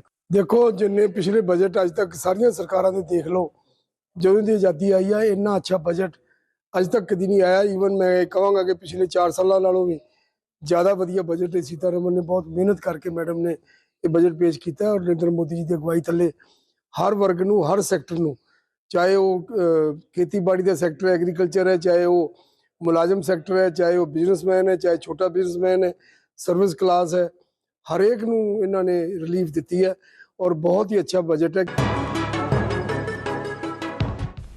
जी बजट बारे जो गलबात चलती है तो उस तो बाद असीं गल करते हैं टूरिज्म इंडस्ट्री की। सो जो असीं गल करते हैं टूरिज्म इंडस्ट्री की, बसरा जी किवें देख रहे हो टूरिज्म इंडस्ट्री की खास है, उहदे नाल जुड़े टैक्स नूं लैके अगर आपां गल करिए तो इस बजट के दौरान एक सैक्शन हुंदा सीगा जिहदे विच जे आपां बाहर पैसा भेजीए उहदे ते कुछ पैसा कट के रख लैंदे सीगे जी। पिछले साल तक वो 7 लाख की लिमिट हुंदी सी, जिस 7 लाख तक पैसा भेज दो तट नहीं कटते, 7 लाख तो उत्ते 5% कटते थे। पर इस बजट दौरान ਉਹਦੇ ਵਿੱਚ ਕੁਝ ਚੇਂजेस ਕਰ ਦਿੱਤੀਆਂ ਗਈਆਂ ਨੇ। ਹੁਣ ਉਹਨਾਂ ਨੇ ਕੀ ਕਿਹਾ ਕਿ ਜੇ ਤੁਸੀਂ ਕੋਈ ਫੋਰਨ ਰੈਮਿਟੈਂਸ, ਆਪਾਂ ਜਦ ਵੀ ਕਿਸੇ ਨੂੰ ਕੋਈ ਪੈਸਾ ਬਾਹਰ ਭੇਜਦੇ ਆ ਆਪਾਂ ਨੂੰ ਫੋਰਨ ਰੈਮਿਟੈਂਸ ਕਹਿੰਦੇ, ਬੈਂਕਿੰਗ ਦੀ ਟਰਮ ਹੈਗੀ ਆ ਜੀ। ਜੇ ਆਪਾਂ ਫੋਰਨ ਰੈਮਿਟੈਂਸ ਕਰ ਰਹੇ ਹਾਂ for the purpose of medical expenditure ਜਾਂ ਐਜੂਕੇਸ਼ਨ ਤਾਂ ਉਸ ਲਿਮਿਟ 'ਚ ਕੋਈ ਚੇਂਜ ਨਹੀਂ ਹੈ। 7 ਲੱਖ ਦੇ ਉੱਤੇ 5% ਕੱਟਿਆ ਜਾਏਗਾ ਜੀ। ਬਟ ਜੇ ਆਪਾਂ ਹੋਰ ਕਿਸੇ ਰੀਜ਼ਨ ਲਈ ਕਰ ਰਹੇ ਹਾਂ ਫਿਰ ਉਹ 5 ਤੋਂ 20% ਹੋ ਗਿਆ ਹੈ। ਅੱਛਾ, ਉਹਦੇ ਚ ਵੱਡਾ ਕਿ ਜਿਹੜਾ ਫਰਕ ਹੁਣ ਦੇਖਣ ਨੂੰ ਮਿਲੇਗਾ ਜੀ। ਪਿੰਡਾਂ ਦੀ ਆਪਾਂ ਗੱਲ ਕਰਦੇ ਹਾਂ ਖਾਸ ਕਰਕੇ, ਕਿਉਂਕਿ ਜਦੋਂ ਗੱਲ ਕਰਦੇ ਆ ਚਾਹੇ ਭਾਰਤ ਦੀ ਤਾਂ ਪਿੰਡਾਂ ਦੀ ਸਭ ਤੋਂ ਵੱਡੀ ਇੱਕ ਗਿਣਤੀ ਹੈ। ਇਹਦੇ ਬਾਰੇ ਗੱਲਬਾਤ ਜਿਹੜੀ ਅਸੀਂ ਕਰਾਂਗੇ ਕਿਉਂਕਿ ਹੁਣ ਅਸੀਂ ਚੱਲਦੇ ਹਾਂ ਜੀ ਮੋਗਾ। ਮੋਗੇ ਦੇ ਲੋਕਾਂ ਦੇ ਕੁਝ ਵਿਚਾਰ ਰਿਕਾਰਡ ਕੀਤੇ ਗਏ ਨੇ ਸਾਡੇ ਨੁਮਾਇੰਦਿਆਂ ਵੱਲੋਂ, ਗੱਲਬਾਤ ਕੀਤੀ ਗਈ ਹੈ ਜੀ। ਆਓ ਚੱਲਦੇ ਹਾਂ। हर स्लैब में इन्होंने 50,000 का बढ़ोतरी किया। इससे हर आदमी के पास पैसे खर्च करने के लिए ज़्यादा मिलेंगे और वो पैसे मार्केट में आएंगे, मार्केट की इकॉनमी बूस्ट होगी। हर बंदा चाहेगा कि मैं टैक्स भर के अपने देश के लिए कंट्रीब्यूट करूं। बीजेपी का बहुत ही अच्छा बजट पेश किया गया है। इस बजट च सब तो खास चीज़ ये रही जिहड़ा इलैक्ट्रिक वाहन जिहड़े सरकार ने सस्ते किए है, इहदी बहुत प्रशंसायोग ये कदम है। इहदे नाल जिहड़ा सारे भारत जिहड़ा पोल्यूशन फैल रहा है, एक तो उत्ते बहुत ज़्यादा कटौती होगी और लोग इलैक्ट्रिक वाहन होर ज़्यादा खरीद सकेंगे, क्योंकि पहला ये वाहन आम बंदे की पहुँच तो बाहर सीगे, हुण ये आम बंदे की पहुँच आ जाएंगे और वध तो इलैक्ट्रिक वाहन चलणगे। 2 व्हीलर्स 4 व्हीलर्स मैक्सीमम इलैक्ट्रिक चलणगे तो पोल्यूशन ते बहुत ज़्यादा कंट्रोल हो जाएगा जी। और सैकेंडली जिहड़े आम जिहड़े पब्लिक दे जिहड़े व्हीकल है, साइकिल 2 व्हीलर साइकिल है, ਉਹਦੇ रेट घटाने नाल, ਉਹਦੇ प्राइसिस घटन नाल आम लोगों 'ਚ अवेयरनेस होगी और पब्लिक जिहड़ी है ਵੱਧ ਤੋਂ ਵੱਧ साइकिल चलाने वाल जाऊगी। जी ਪਿੰਡਾਂ ਦੇ ਵਿਕਾਸ ਦੀ ਆਪਾਂ ਗੱਲ ਕਰ ਰਹੇ ਸੀਗੇ ਜਾਂ ਪਿੰਡਾਂ ਦੇ ਲਈ ਕੀ ਇਸ ਬਜਟ ਦੇ ਵਿੱਚ ਖਾਸ ਹੈ ਜਿਹਦੇ ਕਰਕੇ ਅਸੀਂ ਸੋਚ ਸਕਦੇ ਹਾਂ ਕਿ ਜਿਹੜੀ ਵਾਕਈ ਗਰੋਥ ਹੈ ਜਾਂ ਆਪਾਂ ਜਿਹੜੇ ਤਰੱਕੀ ਦੀ ਗੱਲ ਕਰਦੇ, ਵਿਕਾਸ ਦੀ ਗੱਲ ਕਰਦੇ ਹਾਂ ਤਾਂ ਉਹਦੇ ਵੱਲੋਂ ਅਸੀਂ ਵਧਾਂਗੇ। ਦੇਖੋ ਜਿਹੜਾ ਵਾਈਬ੍ਰੈਂਟ ਵਿਲੇਜ ਪ੍ਰੋਗਰਾਮ, ਜਿਸ ਤਰ੍ਹਾਂ ਮੈਂ ਪਹਿਲੇ ਕਿਹਾ ਸੀ, ਬਹੁਤ ਚੀਜ਼ਾਂ ਇਹਦੇ ਵਿੱਚ ਦਿੱਤੀਆਂ ਗਈਆਂ, ਛੋਟਾ ਛੋਟਾ ਹਰ ਚੀਜ਼ ਨੂੰ ਧਿਆਨ 'ਚ ਰੱਖ ਕੇ ਵਾਈਬ੍ਰੈਂਟ ਵਿਲੇਜ ਪ੍ਰੋਗਰਾਮ ਦਿੱਤਾ ਗਿਆ ਹੈ। ਉਸ ਦੇ ਅੰਦਰ ਪਿੰਡਾਂ ਦੇ ਵਿੱਚ ਟੂਰਿਜ਼ਮ ਤੋਂ ਬੜਾਵਾ ਦੇਣ ਵਾਸਤੇ ਗੱਲ ਕੀਤੀ ਗਈ ਹੈ। ਲੇਕਿਨ ਇੱਕ ਜਿਹੜਾ ਉੱਤਰ ਪ੍ਰਦੇਸ਼ 'ਚ ਇੱਕ ਐਕਸਪੈਰੀਮੈਂਟ ਕੀਤਾ ਗਿਆ ਸੀ ਕੁਝ ਟਾਈਮ ਪਹਿਲੇ ਕਿ 1 ਡਿਸਟ੍ਰਿਕਟ 1 ਪ੍ਰੋਡਕਟ ਜੀ, ਤਾਂ ਇਹ ਇੱਕ ਹੁਣ ਪ੍ਰਪੋਜ਼ਲ ਦਿੱਤੀ ਗਈ ਹੈ ਔਰ ਉਹਦੇ ਵਿੱਚ ਬਜਟਰੀ ਪ੍ਰੋਵੀਜ਼ਨ ਦਿੱਤੇ ਗਏ ਨੇ ਕਿ ਉਹ ਜਿਹੜੀਆਂ ਸਟੇਟਸ ਨੇ ਹਰ ਰਾਜ ਆਪਣੇ ਆਪਣੇ ਇੱਕ ਜ਼ਿਲ੍ਹੇ ਦੀ ਐਸੀ, ਕਿਉਂਕਿ ਆਲਮੋਸਟ ਸਾਰੇ ਤੁਸੀਂ ਦੇਖੋ ਹਰ ਪਿੰਡ ਦੇ ਵਿੱਚ ਹਰ ਸ਼ਹਿਰ ਦੇ ਵਿੱਚ ਕਿਤੇ ਨਾ ਕਿਤੇ ਕੁਝ ਐਸਾ ਹੈਂਡੀਕ੍ਰਾਫਟ, ਕੋਈ ਐਸੀ ਸਾਡੇ ਦੇਸ਼ ਦੇ ਵਿੱਚ ਕਲਾ ਹੁੰਦੀ ਹੈ ਜਿਸ ਦੇ ਵਿੱਚ ਤੁਸੀਂ ਕੋਈ ਨਾ ਕੋਈ ਆਪਣਾ ਪ੍ਰੋਡਕਟ ਬਣਾਉਂਦੇ ਹੋ। ਉਹੀ ਕੋਈ ਮਲਟੀਨੈਸ਼ਨਲ ਕੰਪਨੀਆਂ ਆਉਂਦੀਆਂ ਉਸ ਪ੍ਰੋਡਕਟ ਨੂੰ ਚੱਕਦੀਆਂ ਹੈ, ਪਿੰਡ 'ਚੋਂ ਚੱਕਦੀਆਂ ਹੈ, ਉਹ ਇੰਟਰਨੈਸ਼ਨਲੀ ਸੇਲ ਕਰਕੇ ਪੈਸਾ ਕਮਾਉਂਦੀਆਂ ਹੈ, ਉਹ ਗਰੋਥ ਪਿੰਡ ਦੀ ਉੱਥੇ ਹੀ ਰਹਿ ਜਾਂਦੀ ਹੈ। ਸੋ ਜਿਹੜਾ ਇਹ 1 ਡਿਸਟ੍ਰਿਕਟ 1 ਪ੍ਰੋਡਕਟ ਇੱਕ ਨਾਰਾ ਦੇ ਕੇ ਉਹ ਪ੍ਰਪੋਜ਼ਲ ਦਿੱਤੀ ਗਈ ਹੈ ਔਰ ਕਿਹਾ ਗਿਆ ਹੈ ਕਿ ਜਿਹੜੇ ਵੀ ਡਿਸਟ੍ਰਿਕਟ ਹੈਡਕੁਆਟਰ ਨੇ ਉਸ ਦੇ ਵਿੱਚ ਇੱਕ ਯੂਨਿਟੀ ਮਾਲ ਬਣਾਇਆ ਜਾਏਗਾ ਜਿੱਥੇ ਇਹ ਸਾਰੇ ਜਿਹੜੇ 1 ਡਿਸਟ੍ਰਿਕਟ 1 ਪ੍ਰੋਡਕਟ ਜਿਹੜਾ ਸਕੀਮ ਹੈ ਇਹਦੇ ਅੰਦਰ ਜਿੰਨੇ ਵੀ ਆਇਡੈਂਟੀਫਾਈ ਹੋਏ ਨੇ ਉਹ ਸਾਰੇ ਉੱਥੇ ਸ਼ੋਕੇਸ ਕੀਤੇ ਜਾਣਗੇ ਔਰ ਉਹ ਸੇਲ ਕੀਤੇ ਜਾਣਗੇ। ਇਸ ਦੇ ਨਾਲ ਜਿਹੜੀ ਪਿੰਡਾਂ ਦੇ ਵਿੱਚ ਮੈਨੂੰ ਲੱਗਦਾ ਜਿਹੜੀ ਬਹੁਤ ਗ੍ਰਾਸ ਰੂਟ ਲੈਵਲ ਤੇ ਜ਼ਰੂਰਤ ਸੀ ਕਿ ਉਹ ਚੀਜ਼ਾਂ ਤਾਂ ਬਣਾਉਂਦੇ ਨੇ ਲੇਕਿਨ ਉਹਦੀ ਮਾਰਕੀਟ ਨਹੀਂ ਹੈ, ਉਹ ਡਾਇਰੈਕਟ ਮਾਰਕੀਟ ਹੈਡਕੁਆਟਰ ਤੇ ਮਿਲੇਗੀ, ਉਹ ਹੈਡਕੁਆਟਰ ਤੇ ਆਏਗੀ ਤਾਂ ਕਿਤੇ ਨਾ ਕਿਤੇ ਤੁਸੀਂ ਜਿਹੜੀ ਆਪਾਂ ਪਿੰਡ ਦੀ ਡਿਵੈਲਪਮੈਂਟ ਕਹਿੰਦੇ ਆ ਪਿੰਡਾਂ ਦੇ ਵਿਕਾਸ ਦੀ, ਉਹ ਡਾਇਰੈਕਟ ਉਸ ਦੇ ਨਾਲ ਆਏਗੀ ਜੀ। ਸੋ ਇਸ ਤੋਂ ਬਾਅਦ ਚੱਲਦੇ ਹਾਂ ਜੀ ਰੋਪੜ ਜ਼ਿਲ੍ਹੇ ਦੇ ਵਿੱਚ, ਉੱਥੋਂ ਦੇ ਲੋਕ ਇਸ ਬਜਟ ਬਾਰੇ ਕੀ ਆਪਣੇ ਵਿਚਾਰ ਰੱਖਦੇ ਨੇ, ਆਓ ਦੇਖਦੇ ਹਾਂ। ਬਹੁਤ ਹੀ ਵਧੀਆ ਬਜਟ ਪੇਸ਼ ਹੋਇਆ ਹੈ। ਪ੍ਰਧਾਨ ਮੰਤਰੀ ਆਵਾਸ ਯੋਜਨਾ ਜੋ ਕਿ ਪਹਿਲਾਂ 18,000 ਕਰੋੜ ਸੀ, ਹੁਣ 79,000 ਕਰੋੜ ਸਿੱਧੀ 4 ਗੁਣਾ ਜਿਹੜੀ ਕਰ ਦਿੱਤੀ ਗਈ ਆ। ਪਹਿਲਾਂ ਸਾਡੇ ਰੋਪੜ ਦੇ ਵਿੱਚ ਕਈ ਜ਼ਰੂਰਤਮੰਦ ਪਰਿਵਾਰਾਂ ਨੇ ਆਵਾਸ ਯੋਜਨਾ ਦਾ ਫਾਇਦਾ ਚੱਕਿਆ ਔਰ ਮੈਨੂੰ ਆਸ ਆ ਹੁਣ 4 ਗੁਣਾ ਵਧਣ ਕਰਕੇ ਜਿਹੜੇ ਪਰਿਵਾਰ ਰਹਿ ਗਏ ਸੀ ਉਹਨਾਂ ਨੂੰ ਵੀ ਹੁਣ ਦੁਆਰ ਤੇ ਜਿਹੜਾ ਉਹਦਾ ਫਾਇਦਾ ਚੁੱਕਣ ਦਾ ਮੌਕਾ ਦਊਗਾ। ਇਸ ਦੇ ਨਾਲ ਹੀ ਜਿਹੜਾ ਖੇਤੀ ਦੇ ਲਈ ਕਿਸਾਨਾਂ ਦੇ ਲਈ ਇੱਕ 20 ਲੱਖ ਕਰੋੜ ਦਾ ਜਿਹੜਾ ਲੋਨ ਫੰਡ ਉਹ ਰੱਖਿਆ ਗਿਆ ਹੈ, ਉਹਦੇ ਲਈ ਕਿਸਾਨਾਂ ਨੂੰ ਬੜੀ ਹੀ ਰਾਹਤ ਮਿਲੂਗੀ ਕਿ ਜਿਹੜੇ ਟੈਕਸ ਪੇਈ ਨੇ ਉਹ ਮੇਰੇ ਹਿਸਾਬ ਨਾਲ ਕਾਫੀ ਵਧਣਗੇ, ਕਰੋੜਾਂ ਦੇ ਹਿਸਾਬ ਨਾਲ ਟੈਕਸ ਪੇਈ ਵਧਣਗੇ। ਇਸ ਤੋਂ ਬਾਅਦ ਦੂਸਰੀ ਗੱਲ ਕੀ ਹੈ ਵੀ ਬਜਟ ਦੇ ਵਿੱਚ ਇੱਕ ਸਭ ਤੋਂ ਵਧੀਆ ਚੀਜ਼ ਇਹਨਾਂ ਨੇ ਦਿੱਤੀ ਹੈ ਵੀ ਜਿਹੜਾ ਇਲੈਕਟ੍ਰੀਕਲ ਜਿਹੜਾ ਆਟੋਮੋਬਾਈਲ ਹੈ ਉਹਨੂੰ ਬਹੁਤ ਤਗੜੀ ਰਾਹਤ ਦਿੱਤੀ। ਆਉਣ ਵਾਲੇ ਟਾਈਮ 'ਚ ਬੈਟਰੀ ਨਾਲ ਚੱਲਣ ਵਾਲੀਆਂ ਗੱਡੀਆਂ ਸਸਤੀਆਂ ਹੋਣਗੀਆਂ ਔਰ ਇਹ ਬਜਟ ਜਿਹੜਾ ਹੈ ਆਮ ਆਦਮੀ ਦੇ ਵਾਸਤੇ ਔਰ ਆਮ ਵਪਾਰੀ ਵਾਸਤੇ, ਛੋਟੇ ਵਪਾਰੀਆਂ ਵਾਸਤੇ ਬਹੁਤ ਵਧੀਆ ਬਜਟ ਸਾਬਤ ਹੋਇਆ। ਤੇ ਜਿਹੜਾ ਕਿ ਨੈਸ਼ਨਲ ਡਿਜੀਟਲ ਲਾਇਬ੍ਰੇਰੀ ਖੋਲ੍ਹਣ ਦਾ ਇਹਨਾਂ ਨੇ ਐਲਾਨ ਕੀਤਾ ਹੈ ਉਹ ਬਹੁਤ ਹੀ ਵਧੀਆ, ਬਹੁਤ ਜ਼ਿਆਦਾ ਹੀ ਵਧੀਆ ਪੁਆਇੰਟ ਹੈ। ਜਿੱਦਾਂ ਕਿ ਅਸੀਂ ਵੇਖਿਆ ਹੈ ਕਿ ਪਹਿਲਾਂ ਜਾਂ ਹੁਣ ਤੱਕ ਜਿਹੜਾ ਹੈਗਾ ਹੈ ਕਿ ਬੁੱਕਸ ਪ੍ਰੋਵਾਈਡ ਨਹੀਂ ਹੁੰਦੀਆਂ ਬੱਚਿਆਂ ਨੂੰ ਜਾਂ ਆਮ ਜਨਤਾ ਜਾਂ ਸਾਡੇ ਵਰਗੇ ਵੀ, ਹਰ ਬੁੱਕ ਸਾਨੂੰ ਪ੍ਰੋਵਾਈਡ ਨਹੀਂ ਹੋ ਸਕਦੀ, ਹਰ ਜਿਹੜੀ ਸਾਨੂੰ ਪੁਆਇੰਟ ਕਲੀਅਰ ਕਰਨਾ ਬਹੁਤ ਔਖਾ ਹੋ ਜਾਂਦਾ ਹੈ। ਬਟ ਜਿਹੜਾ ਹੁਣ ਜਿਹੜਾ ਡਿਜੀਟਲ ਲਾਇਬ੍ਰੇਰੀ ਖੋਲ੍ਹਣ ਦਾ ਇਹਨਾਂ ਨੇ ਐਲਾਨ ਕਰ ਦਿੱਤਾ ਹੈ ਇਹ ਬਹੁਤ ਹੀ ਸੌਖਾ ਪੁਆਇੰਟ ਹੋ ਗਿਆ। ਸੋ ਆਮ ਬਜਟ ਜੋ ਪੇਸ਼ ਹੋਇਆ, ਨਿਰਮਲਾ ਸੀਤਾਰਮਨ ਜੀ ਦੀ ਗੱਲ ਕਰਦੇ ਹਾਂ, ਕੇਂਦਰੀ ਵਿੱਤ ਮੰਤਰੀ ਵੱਲੋਂ ਲੋਕਾਂ ਨੇ ਉਹਦੇ ਬਾਰੇ ਆਪਣੇ ਵਿਚਾਰ ਦਿੱਤੇ। ਅਸੀਂ ਜਾਣਨਾ ਚਾਹੁੰਦੇ ਹਾਂ ਖਾਲਸਾ ਜੀ, ਕਿੱਦਾਂ ਹੁਣ ਅਸੀਂ ਇਹਨੂੰ ਅੰਤ ਤੇ ਕੰਪਾਈਲ ਕਰਦੇ ਹਾਂ, ਰਿਐਲਿਟੀ ਐਕਸਪੈਕਟੇਸ਼ਨਸ ਕਿੱਦਾਂ ਦੀਆਂ ਕਿਵੇਂ ਮੀਟ ਕੀਤੀਆਂ, ਕਿਵੇਂ ਦੇਖ ਰਹੇ ਹੋ ਅੰਤ ਤੇ ਸਾਰੇ ਬਜਟ ਨੂੰ? ਕਿਸੇ ਵੀ ਦੇਸ਼ ਦੀ ਇਕਨੋਮਿਕ ਹੈਲਥ ਤੇ ਜਿਹੜੀ ਉਹਦਾ ਫਿਊਚਰ ਹੈ ਉਹ ਪ੍ਰੋਡਕਟਿਵਿਟੀ ਦੇ ਉੱਪਰ ਡਿਪੈਂਡ ਕਰਦਾ ਹੈ ਜੀ। ਜੇ ਪ੍ਰੋਡਕਟਿਵਿਟੀ ਦੀ ਗੱਲ ਕਰੀਏ ਤੇ ਫੈਕਟਰ ਆਫ ਪ੍ਰੋਡਕਸ਼ਨ ਦੇ ਵਿੱਚ 3 ਫੈਕਟਰ ਆਉਂਦੇ ਮੇਨ। 3 ਫੈਕਟਰ ਆਫ ਪ੍ਰੋਡਕਸ਼ਨ ਹੈਗੇ ਆ ਲੈਂਡ, ਲੇਬਰ, ਕੈਪੀਟਲ। ਜੇ ਮੈਂ ਲੈਂਡ ਦੀ ਗੱਲ ਕਰਾਂ ਤੇ ਜਿਹੜੀ ਨਾਨ ਐਗਰੀਕਲਚਰ ਲੈਂਡ ਹੈ, ਇਨਫਰਾਸਟਰਕਚਰ ਇੰਨੀ ਅੱਛੀ ਇਹਨਾਂ ਨੇ ਇੰਟਰੋਡਿਊਸ ਕੀਤੀ ਹੈ, ਉਹ ਇੰਨੀ ਡਿਵੈਲਪ ਹੋ ਜਾਣੀ ਹੈ, ਚਾਹੇ ਤੁਸੀਂ ਕੋਰੀਡੋਰ ਦੀ ਗੱਲ ਕਰ ਲਓ, ਹਾਈਵੇਜ਼ ਦੀ ਗੱਲ ਕਰ ਲਓ ਜਾਂ ਰੇਲਵੇ ਦੀ ਗੱਲ ਕਰ ਲਓ, ਕਿਸੇ ਚੀਜ਼ ਦੀ ਗੱਲ ਜਾਂ ਮਾਲ ਕਲਚਰ ਦੀ ਗੱਲ ਕਰ ਲਓ, ਹੈ ਨਾ। ਤੇ ਦੂਸਰਾ ਹਾਊਸਿੰਗ ਦੀ ਗੱਲ ਕਰ ਲਓ ਨਾ। ਐਗਰੀਕਲਚਰ ਦੇ ਵਿੱਚ ਮੈਂ ਇਹ ਕਹਾਂਗਾ ਜ਼ਮੀਨ ਦੀ ਕੁਆਲਿਟੀ ਇੰਪਰੂਵ ਕਰਨ ਦੀ ਗੱਲ ਕਰ ਰਹੇ ਹਾਂ। ਜੇ ਡਾਇਵਰਸੀਫਿਕੇਸ਼ਨ ਹੁੰਦੀ ਹੈ ਤੇ ਵਾਟਰ ਟੇਬਲ ਜਿਹੜਾ ਉਹ ਇੰਪਰੂਵ ਹੁੰਦਾ ਹੈ। ਤੇ ਜੇ ਐਗਰੀਕਲਚਰ ਦੇ ਵਿੱਚ ਆਰਗੈਨਿਕ ਇੰਟਰੋਡਿਊਸ ਹੁੰਦੀ ਹੈ ਤੇ ਜਿਵੇਂ ਗੋਬਰਧਨ ਇਹਨਾਂ ਦਾ ਕੰਸੈਪਟ ਆਇਆ, ਉਹ ਉਹਦੇ ਵਿੱਚ ਜਿਹੜੀ ਕੰਪਰੈਸਡ ਗੋਬਰ ਗੈਸ ਵਾਸਤੇ ਜਾਂ ਗੋਬਰ ਫਰਟੀਲਾਈਜ਼ਰ ਵਾਸਤੇ ਇਹਨਾਂ ਦੇ ਆਰਗੈਨਿਕ, ਇਹਦੇ ਨਾਲ ਜਿਹੜੀ ਭੂਮੀ ਦੀ ਪ੍ਰੋਡਕਟਿਵਿਟੀ ਆ ਉਹ ਕਾਫੀ ਇੰਪਰੂਵ ਹੁੰਦੀ ਹੈ। ਮੈਂ ਲੈਂਡ ਲੇਬਰ ਦੀ ਗੱਲ ਕਰਾਂ ਤੇ ਲੇਬਰ ਕੋਵਿਡ ਤੋਂ ਬਾਅਦ ਇੰਨੀ ਅੱਛੀ ਵੈਕਸੀਨੇਸ਼ਨ ਹੋ ਚੁੱਕੀ ਹੈ ਕਿ ਸਾਡੀ ਜਿਹੜੀ ਰੀਮਾਈਗ੍ਰੇਸ਼ਨ ਆ ਉਹ ਸ਼ੁਰੂ ਹੋ ਚੁੱਕੀ ਹੈ ਔਰ ਕਾਫੀ ਲੇਬਰ ਜਿਹੜੀ ਆਪਣੇ ਕੰਮਾਂ 'ਤੇ ਵਾਪਸ ਪਹੁੰਚ ਚੁੱਕੀ ਹੈ। Hands are available to us ਔਰ ਸਸਤੀ ਲੇਬਰ ਮਿਲਦੀ ਪਈ ਹੈ। ਉਹ ਜਿਹੜੀ ਲੇਬਰ ਦੀ ਡਿਵੈਲਪਮੈਂਟ ਦੀ ਗੱਲ ਕੀਤੀ ਹੈ, ਸਕਿੱਲ ਡਿਵੈਲਪਮੈਂਟ ਦੀ ਗੱਲ ਕੀਤੀ ਹੈ ਕਿ ਲੇਬਰ ਵੀ ਹੋਏਗੀ, ਅਸੀਂ ਸਕਿੱਲ ਵੀ ਕਰਾਂਗੇ, ਉਹਦੇ ਨਾਲ ਵੀ ਲੇਬਰ ਦੀ ਕੁਆਲਿਟੀ ਤੇ ਲਾਈਫ ਕੁਆਲਿਟੀ ਤੇ ਪ੍ਰੋਡਕਟਿਵਿਟੀ ਜਿਹੜੀ ਆ ਵਧੇਗੀ। ਤੀਸਰੀ ਹੈਗੀ ਆ ਲੈਂਡ ਲੇਬਰ ਤੋਂ ਬਾਅਦ ਕੈਪੀਟਲ ਦੇ ਵਿੱਚ ਮੇਰੇ ਕੋਲ ਅੰਕੜੇ ਜਿਹੜੇ ਤੁਸੀਂ ਆਪਾਂ ਡਿਸਕਸ ਕਰ ਸਕਦੇ ਆ ਕਿ 2200 ਕਰੋੜ ਰੁਪਇਆ ਹਾਈਵੇ ਲਈ, ਹਾਰਟੀਕਲਚਰ ਲਈ, 20 ਲੱਖ ਕਰੋੜ ਰੁਪਇਆ ਐਗਰੀਕਲਚਰ ਕ੍ਰੈਡਿਟ ਲਈ, ਕੈਪੀਟਲ ਐਕਸਪੈਂਡੀਚਰ 10 ਲੱਖ ਕਰੋੜ ਦਾ ਇੰਕਰੀਜ਼, ਫਿਰ ਪ੍ਰਾਈਮ ਮਿਨਿਸਟਰ ਹਾਊਸਿੰਗ ਆਊਟਲੇ ਲਈ 79,000 ਕਰੋੜ, ਪਲਾਨ ਜਿਹੜਾ 15,000 ਕਰੋੜ ਰੁਪਇਆ ਟਰੈਵਲ, ਇਹ ਜਿਹੜੇ ਅੰਕੜੇ ਆਏ ਸਾਰੇ ਕੈਪੀਟਲ ਨੂੰ ਹੀ ਲੈ ਕੇ, ਔਰ ਅਸੀਂ ਆਸ ਕਰਦੇ ਹਾਂ ਕਿ ਇਹ ਕੈਪੀਟਲ ਸਹੀ ਹੱਥਾਂ ਤੱਕ ਪਹੁੰਚੇ ਤਾਂ ਕਿ ਦੇਸ਼ ਤਰੱਕੀ ਕਰੇ। ਜੀ, ਸੋ ਅਸੀਂ ਅਗਰ ਕੁੱਲ ਮਿਲਾ ਕੇ ਨਿਚੋੜ ਕੱਢੀਏ ਤਾਂ ਜਿਸ ਤਰ੍ਹਾਂ ਲੋਕਾਂ ਦੀ ਵੀ ਰਾਏ ਸੀ ਕਿ ਆਮ ਲੋਕਾਂ ਦਾ ਇਹ ਬਜਟ ਰਿਹਾ, ਉਮੀਦ ਕਰਦੇ ਹਾਂ ਕਿ ਜਿਸ ਮੰਤਵ ਦੇ ਨਾਲ ਇਹ ਬਜਟ ਨੂੰ ਪੇਸ਼ ਕੀਤਾ ਗਿਆ ਉਸੇ ਤਰੀਕੇ ਨਾਲ ਇੰਪਲੀਮੈਂਟ ਹੋਵੇ ਤੇ ਇਨਸ਼ਾਅੱਲਾ ਸਾਡਾ ਦੇਸ਼ ਜਿਹੜਾ ਹੋਰ ਤਰੱਕੀ ਦੇ ਵੱਲ ਵਧੇ। ਸੋ ਅੱਜ ਦੇ ਆਮ ਬਜਟ ਦੇ ਉੱਤੇ ਬਹੁਤ ਡਿਟੇਲ ਦੇ ਵਿੱਚ ਲੋਕਾਂ ਨਾਲ ਗੱਲਬਾਤ, ਸਾਡੀ ਪਬਲਿਕ ਨੂੰ ਗੱਲ ਕਰਨ ਲਈ, ਸਮਝਾਉਣ ਲਈ, ਸਾਡੇ ਸਾਰੇ ਮਹਿਮਾਨਾਂ ਦਾ ਸਟੂਡੀਓ 'ਚ ਆਉਣ ਲਈ ਸਰ ਬਹੁਤ ਬਹੁਤ ਸ਼ੁਕਰੀਆ, ਬਹੁਤ ਬਹੁਤ ਧੰਨਵਾਦ।